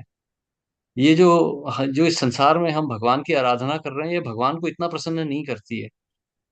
भगवान भगवान है, वो भी जानते हैं उनकी अवस्था क्या है, परंतु यह उन्हें पसंद नहीं आता। भगवान को पसंद आता है जब माता उनको दंड दे रही हैं, प्रेम से उन्हें भोजन खिला रही हैं, उन्हें वस्त्र पहना रही हैं, उनका स्नान करा रही हैं। वो भगवान को पसंद आता है। जब गोपियां नाराज होकर भगवान को उलाहनाएं दे रही हैं, या जब मित्र भगवान के साथ मजाक कर रहे हैं, उन्हें उनके साथ कुश्ती लड़ रहे हैं, भगवान को वो पसंद आता है। जब नंद महाराज उन्हें अपना पुत्र मान रहे हैं, वो उन्हें पसंद आता है। पर ये सब संभव नहीं है यदि वो भगवान के यश को समझ गए। अगर उन्होंने देख लिया कि भगवान कौन है, तो वो कभी ये संबंध नहीं रख पाएंगे भगवान से। इसलिए भगवान उन्हें योग माया से ढके रखते हैं। उन्हें कभी नहीं अनुभूति होती कि ये भगवान है। इसलिए योग माया की आवश्यकता है। ये भगवान के अपने ही आनंद के लिए है ये योग माया। हमें इसका दुरुपयोग नहीं करना चाहिए। थैंक यू प्रभु जी, thank you so much. Hare Hare Krishna. Krishna. Thank you माता जी। तो प्रभु जी, आपका दोबारा कोई प्रश्न है? हाँ, मैं आपसे जानना चाहता था। आपने बताया आप फिनलैंड में हैं। तो वहाँ के जो लोकल लोग हैं वो कुछ भक्त बन सके कृष्ण के? बहुत थोड़े, बहुत थोड़े। देखिए, यहाँ भोग ऐश्वर्य बहुत ज्यादा है, मतलब अत्यधिक है। और शिल प्रभुपाद जब इस एरिया में आए थे, तो यहाँ से पास में ही स्वीडन आ जाता है, 200-300 किलोमीटर में स्वीडन आ जाता है। जब प्रभुपाद यहाँ आए थे, उन्होंने कहा था कि यह विश्व का सबसे नास्तिक स्थान है, और स्वीडन से भी ज्यादा नास्तिक तो फिनलैंड है। देखिए, जब बहुत सांसारिक ऐश्वर्य मिल जाता है ना, तो लोगों के मन में बहुत अहंकार आ जाता है। और जब वो बहुत पाप करते हैं, तो भगवान को प्राप्त करने की इच्छा शून्य हो जाती है। ऐसी अवस्था में चेतना जो होती है जड़ हो जाती है। तो बहुत कठिन हो जाता है विचार करना। वहाँ बहुत तो यहाँ बहुत कम वैष्णव। बहुत हम्म? ऐश्वर्य भी है, बिकॉज क्योंकि वो लोग मेहनत भी करते हैं ना ऐश्वर्य भोगने के लिए। हाँ, मेहनत कर रहे हैं, परंतु चेतना बहुत निम्न हो जाती है, बहुत ही मतलब निकृष्ट चेतना है। मतलब सब कुछ भोग के लिए है। मतलब माता पिता भी मेरे भोग के लिए हैं, बच्चे, भाई बहन सब मेरे भोग के लिए हैं। जिस दिन वो भोग नहीं, उस दिन उनको भगा दो। संसार मेरे भोग के लिए है। पशु है तो जब तक वो अच्छा है तब तक है, नहीं तो मार डालो, खा जाओ, मार दो, यही चेतना है। तो असुरी चेतना है, राक्षस वाली चेतना है। कुछ भी खा लो, कुछ भी कर लो, स्नान नहीं करना है, गंदगी में रहना है। तो मतलब देखने में तो बहुत साफ सुथरा दिखेगा आपको बाहर बाहर से, पर चेतना, शरीर बहुत गंदा ही रखते हैं लोग। स्नान नहीं करेंगे, क्या क्या नहीं करेंगे, तो ये सब भगवत स्मरण तो है ही नहीं।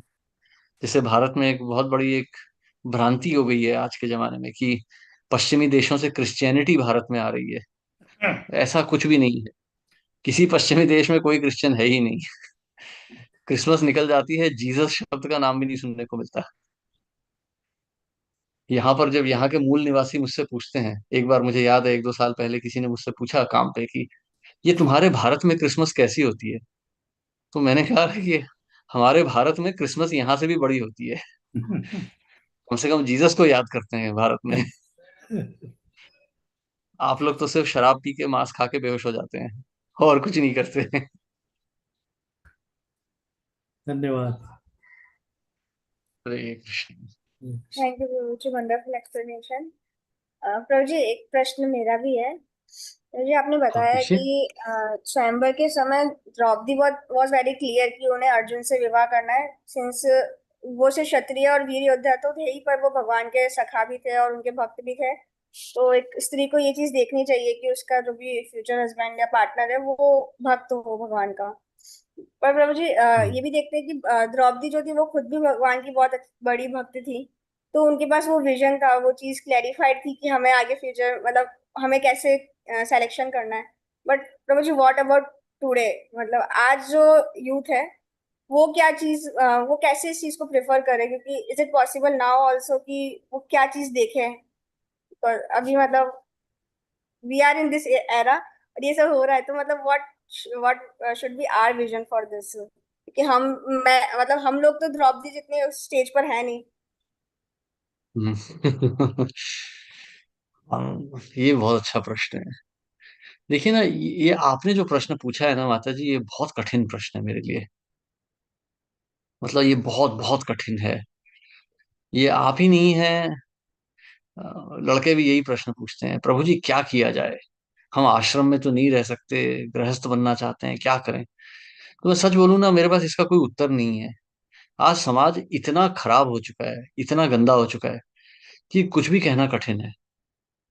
जैसे हमारे जो जो नई जनरेशन है, इस्कॉन की लड़के हैं, वो आते हैं भक्ति के लिए, आपके सामने तो हरे कृष्णा हरे राम सब करेंगे, प्रभु जी दंडवत प्रणाम सब कहेंगे, और पीछे जाके मोबाइल फोन में बैठ के वो क्या क्या चीजें देख रहे हैं।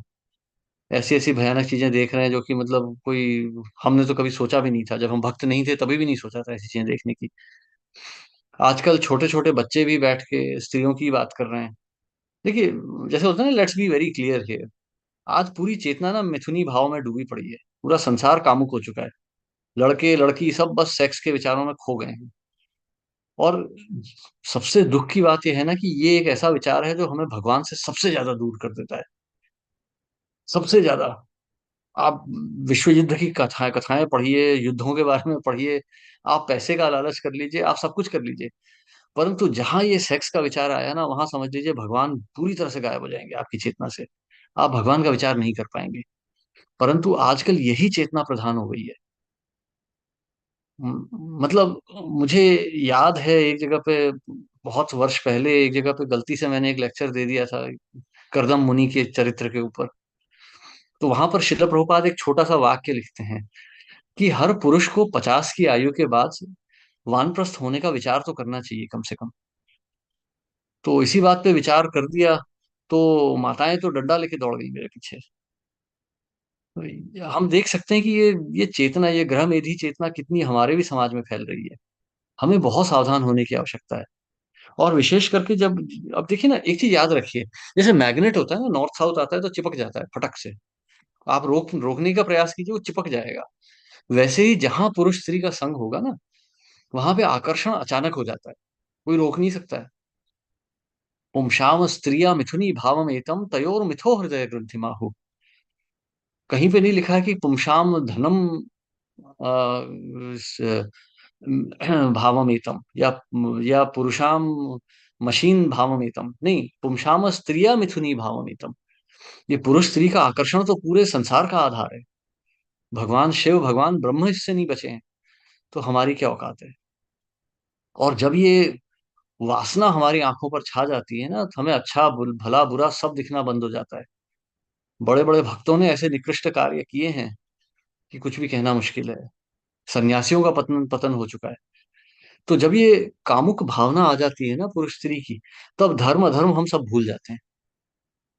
और जहां पर विशेष करके युवक युवती की बात कर रहे हैं हम, जहां कोई लड़का आ गया किसी लड़की के सामने, कोई लड़की आ गई लड़के के सामने, फिर हम पूरे अंधे हो जाते हैं कि ये इसका चरित्र ठीक है कि नहीं है। तो हमें बहुत सावधान होने की आवश्यकता है। तो इसीलिए इसीलिए वैदिक शास्त्रों में माता पिता ये काम करते थे।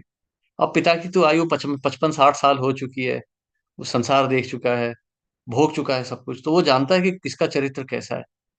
तो ये जो एक विवाह का जो यज्ञ होता है ना, विवाह का जो प्रयोजन होता है, ये ऐसे नहीं किया जाता कि भाई मतलब लड़का लड़की मिल गए, शादी कर ली थोड़ा सवाल पूछ के। इसके पीछे कुंडली देखी जाती है, माता पिता मिलते हैं, परिवार देखा जाता है, चरित्र देखा जाता है, तब किया जाता है। तो इसीलिए मैं तो यही कहूंगा कि आज के दिन ये ऐसे ना जो जल्दी जल्दी शादियां हो रही हैं, मत कीजिए, ये बहुत खतरनाक है।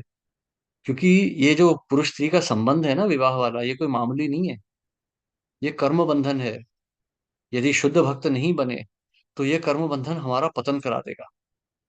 हमें अगला शरीर किसी शूद्र का मिल जाएगा या पशु का मिल जाएगा, यदि अच्छा चरित्र का पति या अच्छे चरित्र की पत्नी नहीं मिली तो। शास्त्रों में लिखा है। अभी देखिए, अभी बहुत बड़ी कंट्रोवर्सी हुई है ना, वो प्रेमानंद महाराज वाली, उन्होंने बोल दिया कि जो व्यक्ति 4-5 पुरुष या स्त्री का संग कर चुका है, उसे क्या फिर विवाह कर पाएगा। पर आज यही हो रहा है, भक्तों के भी समाज में हो रहा है। तो मेरी आपको यही एडवाइस होगी कि आप माता पिता पे छोड़ दीजिए इस बात को। ये पुराना है, ट्रेडिशनल मेथड है, पर उन्हीं के से करवाइए। संभावनाएं, देखिए विवाह तो एक लॉटरी है, कहना असंभव है कुछ भी। परंतु माता पिता होंगे, कुंडली होगी, समाज होगा, तो ये संभावनाएं थोड़ी बढ़ जाती हैं कि हमें एक अच्छा लड़का या अच्छा लड़की मिलेगी विवाह के लिए। क्योंकि सबको तो पता होता है ना कौन क्या कर रहा है, चरित्र कैसा है। कोई पड़ोसी बोल देगा कि अरे यार ये लड़की तो ठीक नहीं है, इतने सारे बॉयफ्रेंड के साथ घूमती रहती थी, अब साड़ी सूड़ी पहन के घूम रही है यहाँ पे। तो परिवार वालों को ये सब बातें पता पड़ जाती हैं। अरे आप सोचिए, जब देवाहूति का विवाह करना था तो स्वयं भगवान नारायण आए थे बताने के लिए कि ये कर्दम मुनि है, इनसे विवाह कराओ। ऐसा नहीं कि किसी भी मुनि से विवाह करा दिया था। तो ये हमारे जो बड़े बूढ़े होते हैं ना, हमें इनकी सहायता लेनी चाहिए, हमें इनकी सेवा करनी चाहिए, इनका आशीर्वाद देके करना चाहिए सब। देखिए ये भी एक चीज याद रखिए, आजकल विवाह ऐसे ही हो जाता है, मैं भक्त हूँ क्या फर्क पड़ा, मैं तो हरे कृष्णा बोल के सब ठीक कर दूंगा। नहीं, ऐसा नहीं है। हमें अपने जो ज्येष्ठ होते हैं इनका आशीर्वाद भी लेना चाहिए। उनके आशीर्वाद के बिना ये सब अनुष्ठान जो है ना, ये सफल नहीं होते। तो बड़ों की एडवाइस लीजिए, उनका आशीर्वाद लीजिए, कुंडली मैच कीजिए, ये सब कीजिए। सुनने में पुरानी बातें लगेंगी, आप कहेंगे कि प्रभु जी क्या दकियानुसी बातें कर रहे हैं, पर ऐसा नहीं है। ये सब किसी सोच समझ के ही किया गया है, हमारे बड़े बूढ़ों ने, हमारे ऋषि मुनियों ने सोच समझ के ये सब बातें बनाई हैं। वैसे ही कीजिए। पर एक चीज याद रखिए, शादी नहीं हो रही है तो जल्दी मत कीजिए। आप भगवत भक्ति में ज्यादा ध्यान लगाइए। इतनी सारी माताएं हैं, मैंने इतने सारे जगह पे मैंने प्रचार किया है, इतनी सारी माताएं देखा है, एक ही बात बोलती हैं, अरे प्रभु जी पति ऐसा है, पति वैसा है, ये नहीं करता, वो नहीं करता। वो सब छोड़ दीजिए, पति पत्नी का संबंध क्या है, ये कुछ सालों के लिए, 30-40 साल के लिए है बस। उसके बाद सब छूट जाएगा, सब खत्म हो जाएगा। आप अपनी भक्ति पे ध्यान दीजिए और भगवान पे छोड़ दीजिए। करदम मुनि तो मुनि थे, उन्होंने तो अपनी योग शक्ति से इतनी सारी युवतियां सुंदर खड़ी कर दी थी। परंतु जब उन्हें विवाह करना था, वो किसके पास गए? उन्होंने भगवान नारायण से कहा कि हे भगवान, मेरी मुझे परिवार की इच्छा हो रही है। वैसे ही स्वयंभू मनु, वो तो कुछ भी कर सकते थे, वो तो मतलब संसार के राजा हैं। लेकिन उन्होंने भगवान से पूछा कि भगवान आप सहायता कीजिए मेरी पुत्री के लिए ये वर ढूंढने के लिए। तो आप देख सकती हैं कि ज्येष्ठ जो होते हैं, हमारे जो एल्डर्स होते हैं, वो उनकी जो आशीर्वाद है कितना आवश्यक होता है। तो प्रयास कीजिए, फिर भी ये लॉटरी रहेगी, पर आप अपनी भक्ति को अपना केंद्र बिंदु बनाइए। करदम मुनि को एक ऐसी पत्नी चाहिए थी जो भक्ति में उनकी सहायता कर सके। ये नहीं कि सुंदर हो बस, वो सुंदर थी, सुशील थी, परंतु वो उनका उद्देश्य नहीं था। उनका उद्देश्य था एक ऐसी पत्नी जो उनकी सेवा कर सके और भगवान का वह स्मरण कर सके। तो आप ये चीज देखिए, यदि कुछ भी नहीं बचता है ना, आप ऐसा देखिए कि भगवान का स्मरण कौन कर रहा है। और ये तो मतलब अब आजकल तो लोगों में बहुत चेतना स्ट्रांग है, लड़के लड़की एक दूसरे को भांप लेते हैं। ये तो आप भी समझ सकती हैं कि कौन किस लड़के में इतनी क्षमता है, वो भगवान का स्मरण कौन कर रहा है, या कौन है जो काम वासना में इतना अंधा हो रहा है। हाँ मैंने पढ़ाई की है, आईआईटी से पढ़ा हूँ, आईएम्स से पढ़ा हूँ, नौकरी करता हूँ, हाँ कभी कभी सिगरेट पी लेता हूँ, कभी कभी शराब भी हो जाती है, बट ठीक है, पर बाकी सब कुछ ठीक है। नहीं, ऐसा नहीं होना चाहिए। क्योंकि मैं जानता हूँ, एक उदाहरण है मेरे पास, एक ये एक जब मैं मंदिर में था, बहुत वर्षों पहले की बात है, एक माता थी, बहुत सुंदर थी, युवती थी। तो हमेशा मंगल आरती वगैरह सब में आती थी, सब कुछ था। फिर विवाह करने चलेगी तो एक मर्चेंट नेवी के इंजीनियर से कर ली। और मर्चेंट नेवी के इंजीनियर तो आप समझ ही सकते हैं क्या चेतना होती है। तो ये धन संपत्ति, देखिए ये सब याद रखिएगा, ये कर्मों से आती है। इस जन्म में यदि आपने किसी चरित्रहीन व्यक्ति से विवाह कर लिया, ये सोच के कि वो बहुत धनी है या बहुत अच्छे व्यवहार वाला है, तो आगे चल के हमारा पतन हो जाएगा, भगवत भक्ति नहीं होगी, और अगला जन्म तो हमें एकदम निकृष्ट मिलने वाला है। तो ये बहुत सोच समझ के कीजिए। विवाह सबसे बहुत भयंकर अनुष्ठान है ये। तो इसे बहुत सोच समझ के करना चाहिए। केवल शारीरिक चेतना है, केवल शरीर की आवश्यकताएं हैं इसलिए हम विवाह कर रहे हैं, ये बहुत भयंकर निर्णय होगा। तो नहीं मिल रहा है ढंग का पति तो रहने दीजिए, आप भगवान का स्मरण करते रहिए। शिला प्रभुपाद की दो शिष्याएं थीं, उनके पति उन्हें छोड़ के भाग गए। ये बहुत होता था 1970 के दशक में, ये बहुत होने लगा। इस्कॉन में बहुत से, मतलब बड़ा कम्युनिटी थी ना, सब एक साथ रहते थे। तो कोई किसी का पति किसी की पत्नी के साथ भाग जाता था, किसी की पत्नी किसी के पति के साथ भाग जाती थी। प्रभुपाद बहुत परेशान हो गए। 1976 में प्रभुपाद ने लिखा कि ये सब विवाह वगैरह मैं बंद कर रहा हूँ, ना मैं किसी को संन्यास दूंगा, ना मैं किसी को विवाह कराऊंगा, क्योंकि किसी को समझ ही नहीं है इन सब चीजों की। तो वो ऐसी दोस्त युवतियां थी, उनके पति भाग गए छोड़ के। तो प्रभुपाद ने उनको चिट्ठी लिखी, कहा कि अब आप वृंदावन आ जाओ, आप मेरे साथ रहो यहाँ पे, और अब दोबारा विवाह करने की मत सोचो। अब तुमने देख लिया है कि इस संसार में ये पति कैसे होते हैं, तो ये सब तुम त्याग दो, ये सब विचार, और अब तुम भगवान श्री कृष्ण को अपना पति मानो, और अब उन्हीं की सेवा करो। तो ये प्रभुपाद की वाणी है। तो मैं भी यही कहूंगा, यदि किसी माता का कोई पति छोड़ जाए या भक्ति ना कर रहा हो, तो आप भगवान की सेवा कीजिए। ये सब दूसरा विवाह तीसरा विवाह होता है भक्तों में, ये सब ठीक नहीं है। इससे आगे चल के भक्ति नहीं हो पाएगी, हमारी हमारी शारीरिक चेतना गहरी होती चली जाएगी। तो ऐसे स्थान में जाइए ही मत जहाँ ये सब संभावनाएं खड़ी हों। जहां तक हो सके आप शास्त्रों को पढ़िए, जप कीजिए, भगवान के शरण लीजिए, और अपने बड़े बूढ़ों की एडवाइस सुन लीजिए। ठीक है। Thank you so much. Hare Padam Krishna. माता जी, कुछ हरे कृष्णा। मैं हरे कृष्णा। द्रौपदी जी के बारे में लोगों की बहुत गलत धारणाएं है। पांच पति करते, कई तो बहुत गंदा यूज शब्द भी यूज करते हैं उनके के लिए। पर वो तो हम्म। अग्नि में से प्रकट हुई थी। और वो एक बार हर बार पति दूसरा होता था, जब हर बार वो स्नान करते थे, अग्नि स्नान करते थे। इसलिए कई लोग ने द्रौपदी जी के लिए बहुत गंदा यूज करा है और गलत धारणाएं फैलाए रखी है। पर वो तो हर बार सती तो उसमें थी ना, पांच पति एक साथ थे नहीं वे, एक पति के साथ ही रहते थे, फिर वापिस अग्नि स्नान करते थे, फिर वापिस दूसरे पति के साथ रहते थे। तो वो तो कन्या में कहलाती थी। तो लोगों को बहुत गलत धारणा है द्रौपदी जी की। तो आप जरूर हम्म। लोगों को क्लियर करिए। एक प्रभु जी ने अपने प्रवचन में भी उनके लिए बारे में ये सब बोला गया है। तो द्रौपदी जी के बारे में आप बहुत क्लियर करिए। जो मैंने भी पढ़ा है बहुत कुछ ऐसा। तो अग्नि स्नान करती थी हर बार, पति बदलते थे जब। और तो मेरे द्रौपदी जी के लिए ही कहना चाहता। बाकी जो आपका जो क्वेश्चन आंसर भी वंडरफुल है, एकदम सेटिस्फैक्टरी आंसर होते हैं आपके। और जहाँ तक करें पति पत्नी के संबंध में ये कहा। और ये तो आजकल के ना साथ पढ़ा हुआ लड़का लड़की साथ रहो कंधे में कंधा। पर हमारे फिजिकल भी हम औरतें अलग टाइप की है। ये तो साइंस है, जब अग्नि में घी डालेंगे तो बहुत आग लगेगी। तो जहाँ तक हो सके स्त्री पुरुष अलग ही रहना चाहिए, किसी हालत में साथ नहीं होना चाहिए। और इसीलिए आजकल के जमाने में जो कुछ हो रहा है, तो इसीलिए सब हो रहा है। तो नहीं को जज करो, बोल सब लड़का लड़की साथ पढ़ो, लड़के सब कंधे से कंधा मिला नहीं जा सकते।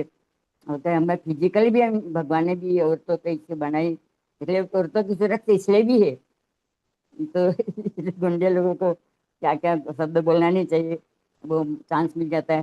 फिर सबसे जो बुरी बात है आप बता आज की, कि साइंस है कि औरतों ने इतना ऐसा कपड़ा पहनना शुरू करा है कि पुरुषों को भी क्या बोलते हैं, साइंस की दृष्टि की बहुत गंदी बात है।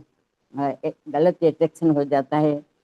तो ये सब ये भी आप लोगों को चाहिए कि बहनों को, महिलाओं को भी ये शिक्षा दी जाए, क्या वस्त्र भी तरीके से पहना जाए, है नी?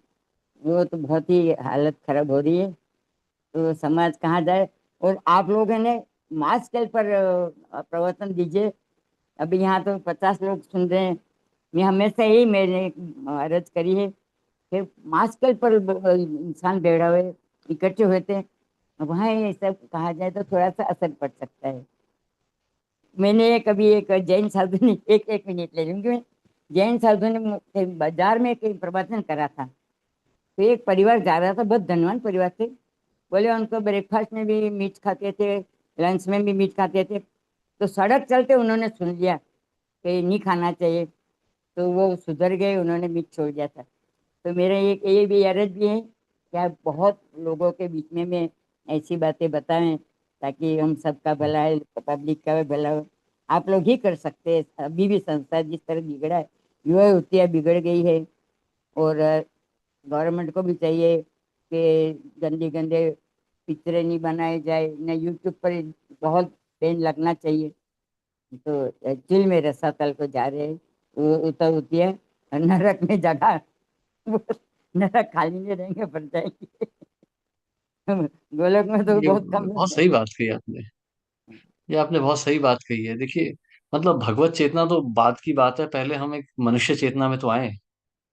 मतलब श्रील भक्ति सिद्धांत सरस्वती ठाकुर यही कहते हैं ना कि धर्म की चेतना पहले मनुष्य तो बने हम, धर्म का विचार करें, तब जाके हम आगे की बात करेंगे। और जहां तक ये विचार है ना, ये पुरुष स्त्री संबंध का, इसके बारे में एक बहुत भयानक बात आपको मैं बताना चाहूंगा। आप ना साधारण रूप से सोचिए, सामान्य रूप से सोचिए इस विषय में कि हम किसकी आराधना करते हैं। हम श्री चैतन्य महाप्रभु के सेवक हैं। श्री चैतन्य महाप्रभु जो हैं, वो राधा रानी के मूड में हैं, वो उनकी भावनाओं में आए हैं। तो अर्थात हम श्रीमती राधा रानी के सेवक हुए, हम गौड़ीय वैष्णव जो हुए। और यदि हमारे मन में माताओं के लिए गंदे विचार आएंगे, तो हम श्रीमती राधा रानी की सेवा कैसे करेंगे? हमें ये सोचना चाहिए कभी। वैसे ही यदि माताएं पुरुषों के बारे में विचार रखेंगी, तो भगवान कृष्ण की सेवा कैसे होगी? राधा और कृष्ण परम शुद्ध हैं। श्रीमती राधा रानी हमारी माता हैं, और ये जो पूरी प्रकृति है, ये उन्हीं का अंश है। तो हमें उन्हीं का स्वरूप दिखना चाहिए, ये हमारा उद्देश्य है। तो यदि हम भोग की इच्छा रखते हैं, और ये केवल स्त्री के लिए नहीं, ये जो गाड़ियां होती हैं, ये इमारतें होती हैं, यदि इनके भी हम भोगने की इच्छा रखते हैं, स्वामित्व की इच्छा रखते हैं कि हम इनके स्वामी हैं, तो हम भक्ति नहीं कर पाएंगे। इसीलिए तो महाप्रभु कह रहे हैं ना, न धनम न जनम न सुंदरीम कविताम वा जगदीश कामये, मम जन्मनि जन्मनीश्वरे भवताद भक्तिर अहेतु की त्वयि।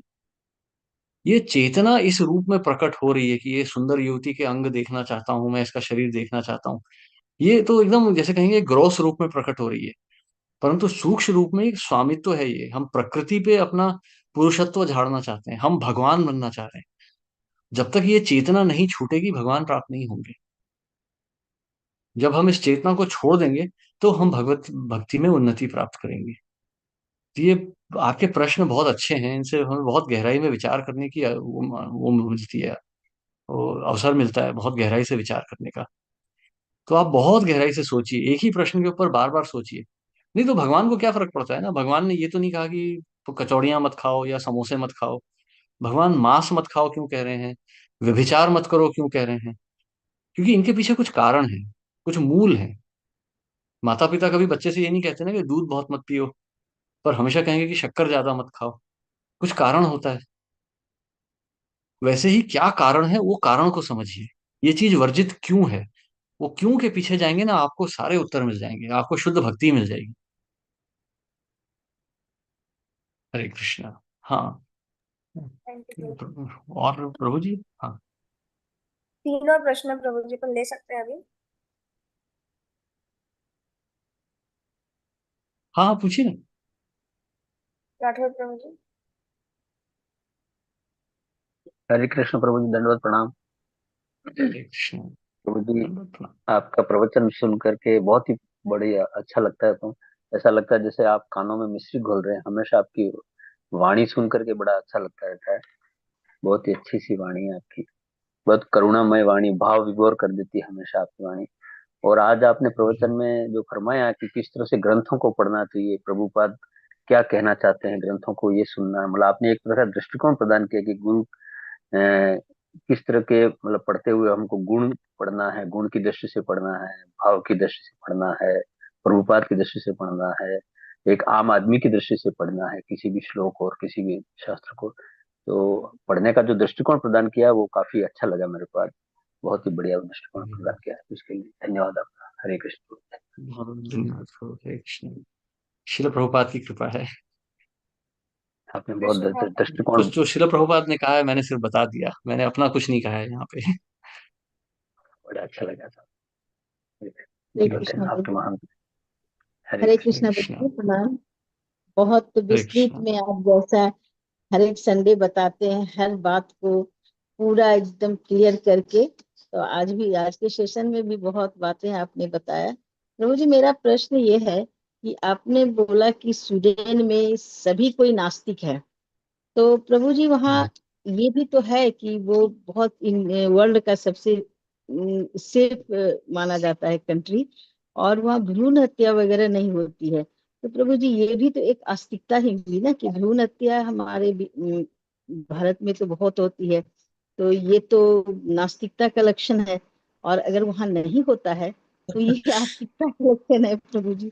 और आपने बोला कि वहाँ देखने में तो बहुत साफ सुथरा लगता है, और बहुत लगते हैं कि बहुत साफ सुथरा है। मैं गई हूँ प्रभु जी, इसलिए बोल रही हूँ कि बहुत साफ सुथरा जगह, भी बहुत साफ सुथरा, लोग भी साफ सुथरे, लेकिन वो स्नान भी नहीं करते हैं, कुछ करते नहीं है पूजा पाठ, ये जो तो ऊपर ऊपर साफ लगते हैं, भीतर से नहीं लगते हैं। लेकिन ये दो बातें प्रभु जी, ये सही है कि गलत है? ये मैं जानना चाहती हूँ, इससे क्लियर करिए प्रभु जी कि भ्रूण मतलब हत्या कौन वहां सी नहीं भ्रूण होती है। हत्या? और और प्रभु जी वो हाँ, माना जाता है कि वर्ल्ड का वो सेकंड फीमेल के लिए वो सेफ है कंट्री, तो ये सही है या नहीं? आप तो रहते हैं प्रभु जी, तो हाँ देखिए, विमेन के लिए सेफ तो मतलब आप, आपको यहाँ आने की क्या आवश्यकता है? आप इंदौर चले जाइए। आप वहाँ चले जाइए, कौन सा है वो। मैं तो मध्य प्रदेश में रहा हूँ। इंदौर देख लीजिए, उज्जैन देख लीजिए, उज्जैन में कोई लड़कियों को छेड़छाड़ नहीं करता है। वहां तो माताएं रात को भी घूमती हैं। मैं तो जब उज्जैन पहुंचा था तो रात के 10 बजे कुछ घूम गया था काम से, तो वहां मेरी पोस्टिंग थी। तो वहां पे देखा था रात के 10-11 बजे भी माताएं, छोटी छोटी बच्चियां भी स्कूटर साइकिल लेके घूम रही है सड़कों पे, कोई कुछ नहीं करता। तो मतलब भारत से बाहर आने की आवश्यकता है, भारत के अंदर ही ऐसे बहुत से शहर हैं। मैं तो नैनीताल का हूँ।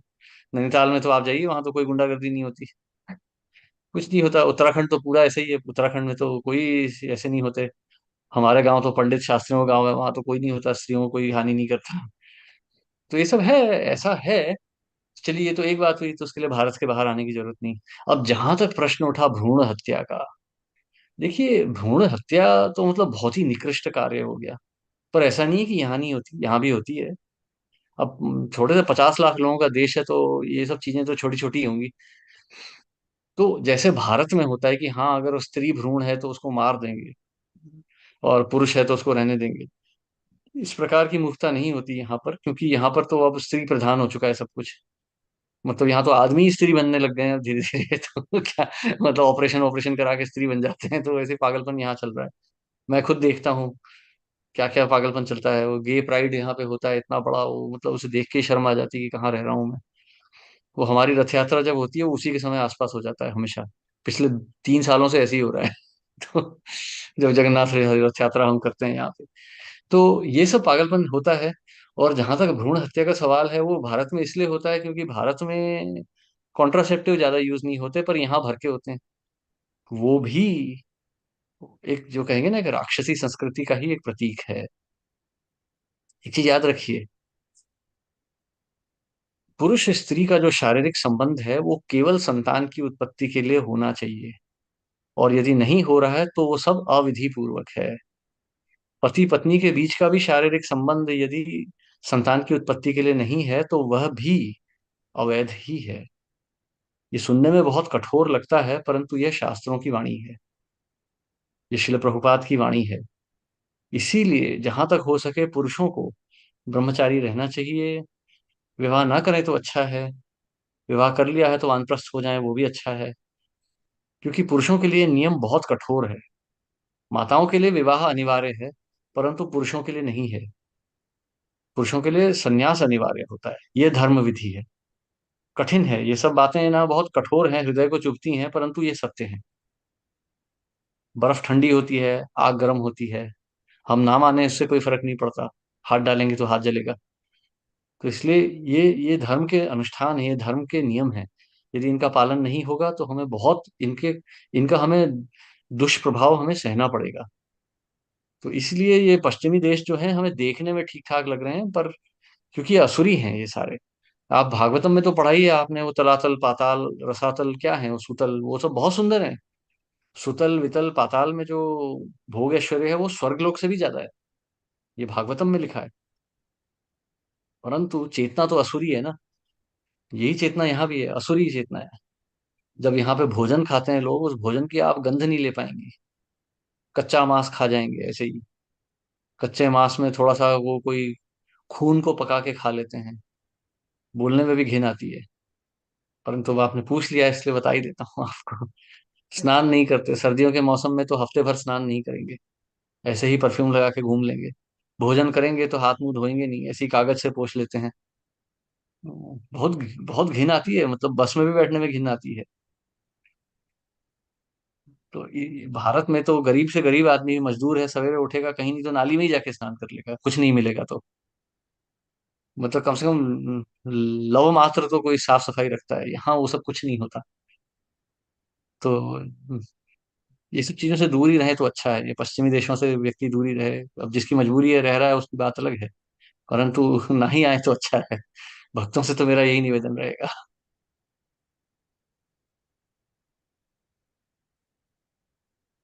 हाँ। बहुत हरे कृष्णा। सुंदर प्रभु जी। हरे कृष्णा, बहुत क्लियर कर दिया आपने प्रभु जी।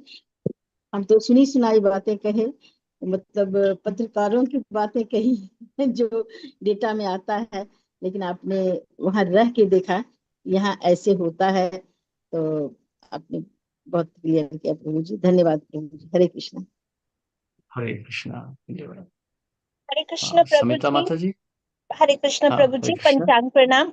प्रभु जी, हाँ मिलियन बिलियन ट्रिलियन थैंक्स। आपकी कंपनी, आपका सानिध्य और इतनी सारी नॉलेज कंडेंस्ड फॉर्म में प्रभु जी, पेन्स टेकिंगली थैंक यू प्रभु जी। प्रभु जी, मुझे छोटी हरे छोटी कृष्णा। दो तीन बातें करनी थी। एक तो जो अभी माता जी ने वो विवाह के लिए पूछा था क्राइटेरिया ना, तो मेरी भी मैरिजेबल हम्म डॉटर है, मेरे भी मन में थॉट आता था। तो प्रभु जी, आई हैपन टू फाइंड एक अमोघ लीला प्रभु का इस बारे में था एक, तो बहुत यूजफुल है। और बाकी तो हम्म उसमें एम्पैथी भी था, और भगवान की तरफ वो कितना भक्ति में वो आगे हैं, जो भी आप लाइफ पार्टनर प्रोस्पेक्टिव सोच रहे हैं। तो वो दो गुण तो उन्होंने हम्म बोले थे। एंड शी कैन वॉच, और एनी अदर एलिजिबल जो भी हैं हमारे यंग भक्त हैं, वो उसको देखकर कुछ लाभान्वित हो सकते हैं। प्रभु जी, जो आजकल सपोजिटली डेवलप कंट्रीज या जो भी क्राइटेरिया होता है, उसमें सर्विस सेक्टर में, टर्जरी सेक्टर में कितने लोग ज्यादा हैं वो माना जाता है। तो प्रभु जी, इस हिसाब से तो जैसे पहले एग्रीकल्चर, हिंदुस्तान में भी 80% लोग हम सुनते थे बुक्स में, 80%। अब तो वो डेटा नहीं हम्म रहा। बट इसको प्रभु जी हम्म सपोजिटली प्रोग्रेस माना जाता है। और तो हम्म प्रभु जी, फिर सर्विस किसी भी प्रकार की हुई, सर्विस सेक्टर, तो प्रभु जी वो सारा शूद्र की कैटेगरी में ही होएगा। एक तो ये पूछना था। हम्म।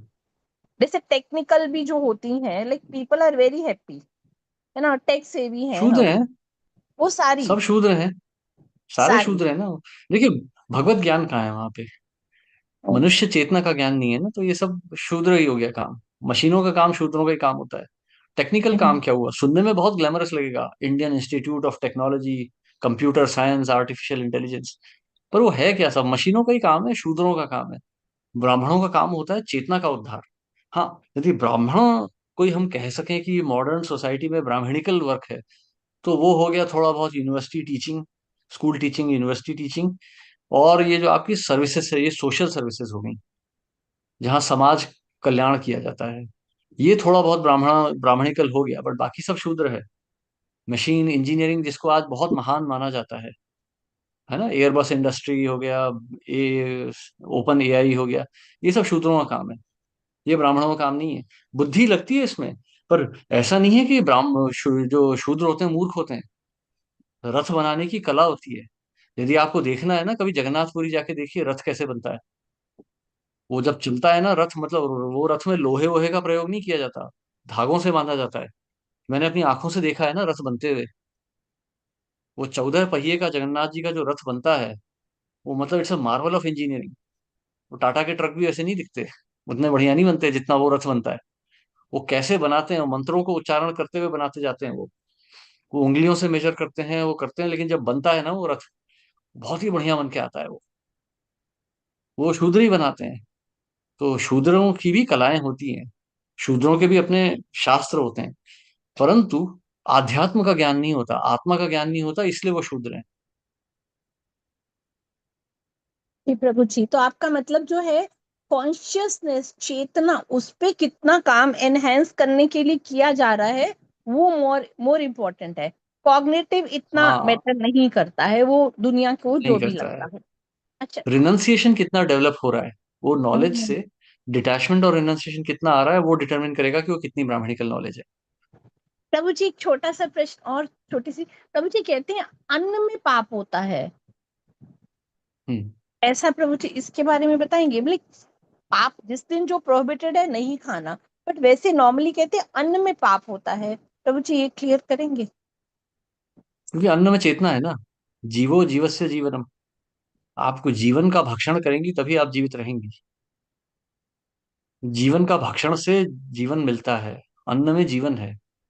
ये जो देखिए शास्त्रों में लिखा है कि श, जो आत्मा का शरीर में, जिस आत्मा को शरीर मिलना है इस संसार में, बारिश की बूंदों से वो धरती पर जाती है, हम्म। वहां पर वो पौधों में अन्न के रूप में प्रकट होती है, पिता उसका भोजन करते हैं, तो पिता के शरीर में प्रविष्ट होती है। वहां से वो फिर पिता के शुक्राणु में जाके माता के गर्भ में प्रविष्ट होती है, और वहां से उसको जीवन प्राप्त होता है। तो जब हम, तो अर्थात अन्न में जीवन है, प्राण है अन्न में, वो प्राण हम ले रहे हैं। यदि उस प्राण की आहुति दी जा रही है और भगवान की सेवा नहीं हो रही, तो वो पाप ही होगा। अन्न यदि यज्ञ में भगवान को पहले दिया जाए, उसके बाद उसको प्रसाद के रूप में लेके भगवान की सेवा की जाए, उस अन्न से जो शक्ति हो रही है उससे भगवान की सेवा की जाए, तो पाप नहीं लगेगा। और ये भी क्योंकि इसमें भी हम कहें तो वायलेंस हो रही है, हानि हिंसा हो रही है, इसलिए जहां तक हो सके शुद्ध भक्त जो होते हैं, जो गोस्वामी होते हैं, वो अन्न भी लेना बंद कर देते हैं। श्रील रघुनाथ दास गोस्वामी तो 3-4 दिन में थोड़ा सा वो ले लेते थे, मट्ठा ले लेते थे बस, वो अन्न भी नहीं खाते थे। तो जो ऋषि मुनि, जो बड़े राज साधु होते हैं, वो तो सीधे प्राण शक्ति वातावरण से ही ले लेते हैं, वो अन्न नहीं खाते।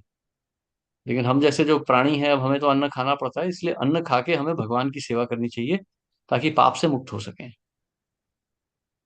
ठीक है। जी प्रभु जी, थैंक यू प्रभु जी, हरे हरे कृष्णा कृष्णा। प्रभु जी। हरे कृष्णा। हाँ, thank you Atul so Mohan much प्रभु। प्रभु। हरे कृष्णा। मैं आपसे फिर से आमुख हो रहा हूँ।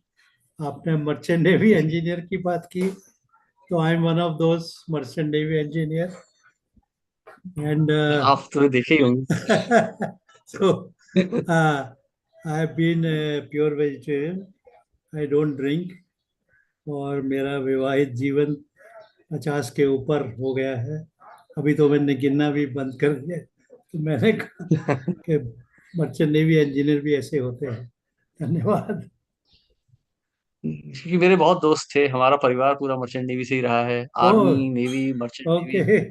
हाँ, और मेरे स्वयं के पिताजी न्यूक्लियर फिजिसिस्ट थे, तो ये सब चीजें देख रखी हैं। सारे अनुभव हैं।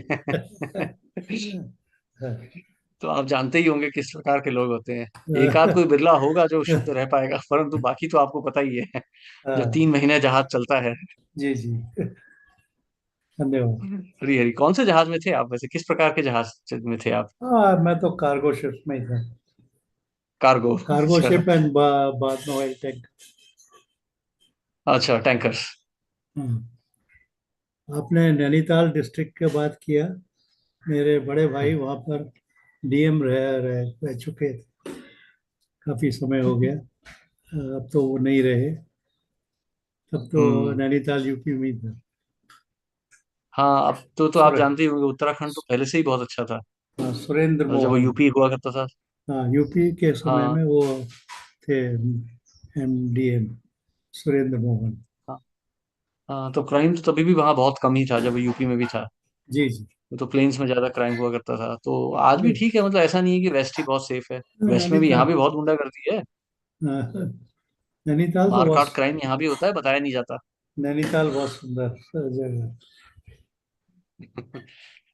उत्तराखंड धन्यवाद। देवभूमि है ना, हिमालय।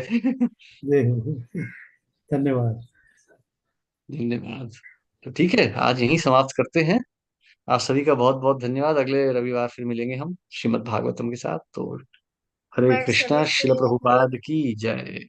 एक बार अनम्यूट करके प्रभु जी का महामंत्र आप बोल दीजिए। प्रभु जी ने ऑलमोस्ट 1 घंटा दिया हमारे क्वेश्चन आंसर हरे सेशन। कृष्णा, हरे कृष्णा हरे हरे कृष्णा कृष्णा हरे हरे कृष्णा कृष्णा कृष्णा हरे कृष्णा कृष्णा हरे हरे हरे हरे राम हरे राम राम राम हरे हरे। हरे राम राम राम हरे हरे हरे। शेष मधु सेवित प्रभु हरे जी कृष्णा की धन की प्रभु जी। जय। जय जय कृष्णा दंडवत प्रणाम।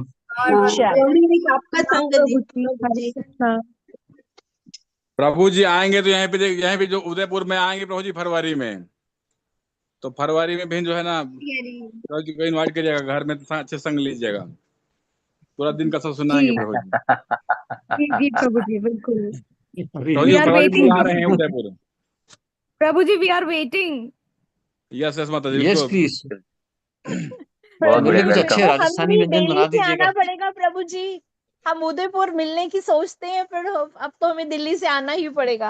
हरे कृष्ण उदय प्रभु। हाँ, प्रभु जी फरवरी में आएंगे तो फरवरी में आप लोग आइए, सब यहीं पे प्रोग्राम रखेंगे 2-3 दिन का, तो प्रभु जी बहुत लेक्चर बढ़िया, देंगे, बहुत जी फिर बढ़िया। प्रभु आराम जी। से क्वेश्चन करिएगा, जितने जितने मर्जी जाए उतना क्वेश्चन करिए। प्रभु जी डेट्स बता देंगे तो हम कुछ करेंगे, जी तो जी, कृष्णा बताएंगे मदद आपको डेट। करेंगे।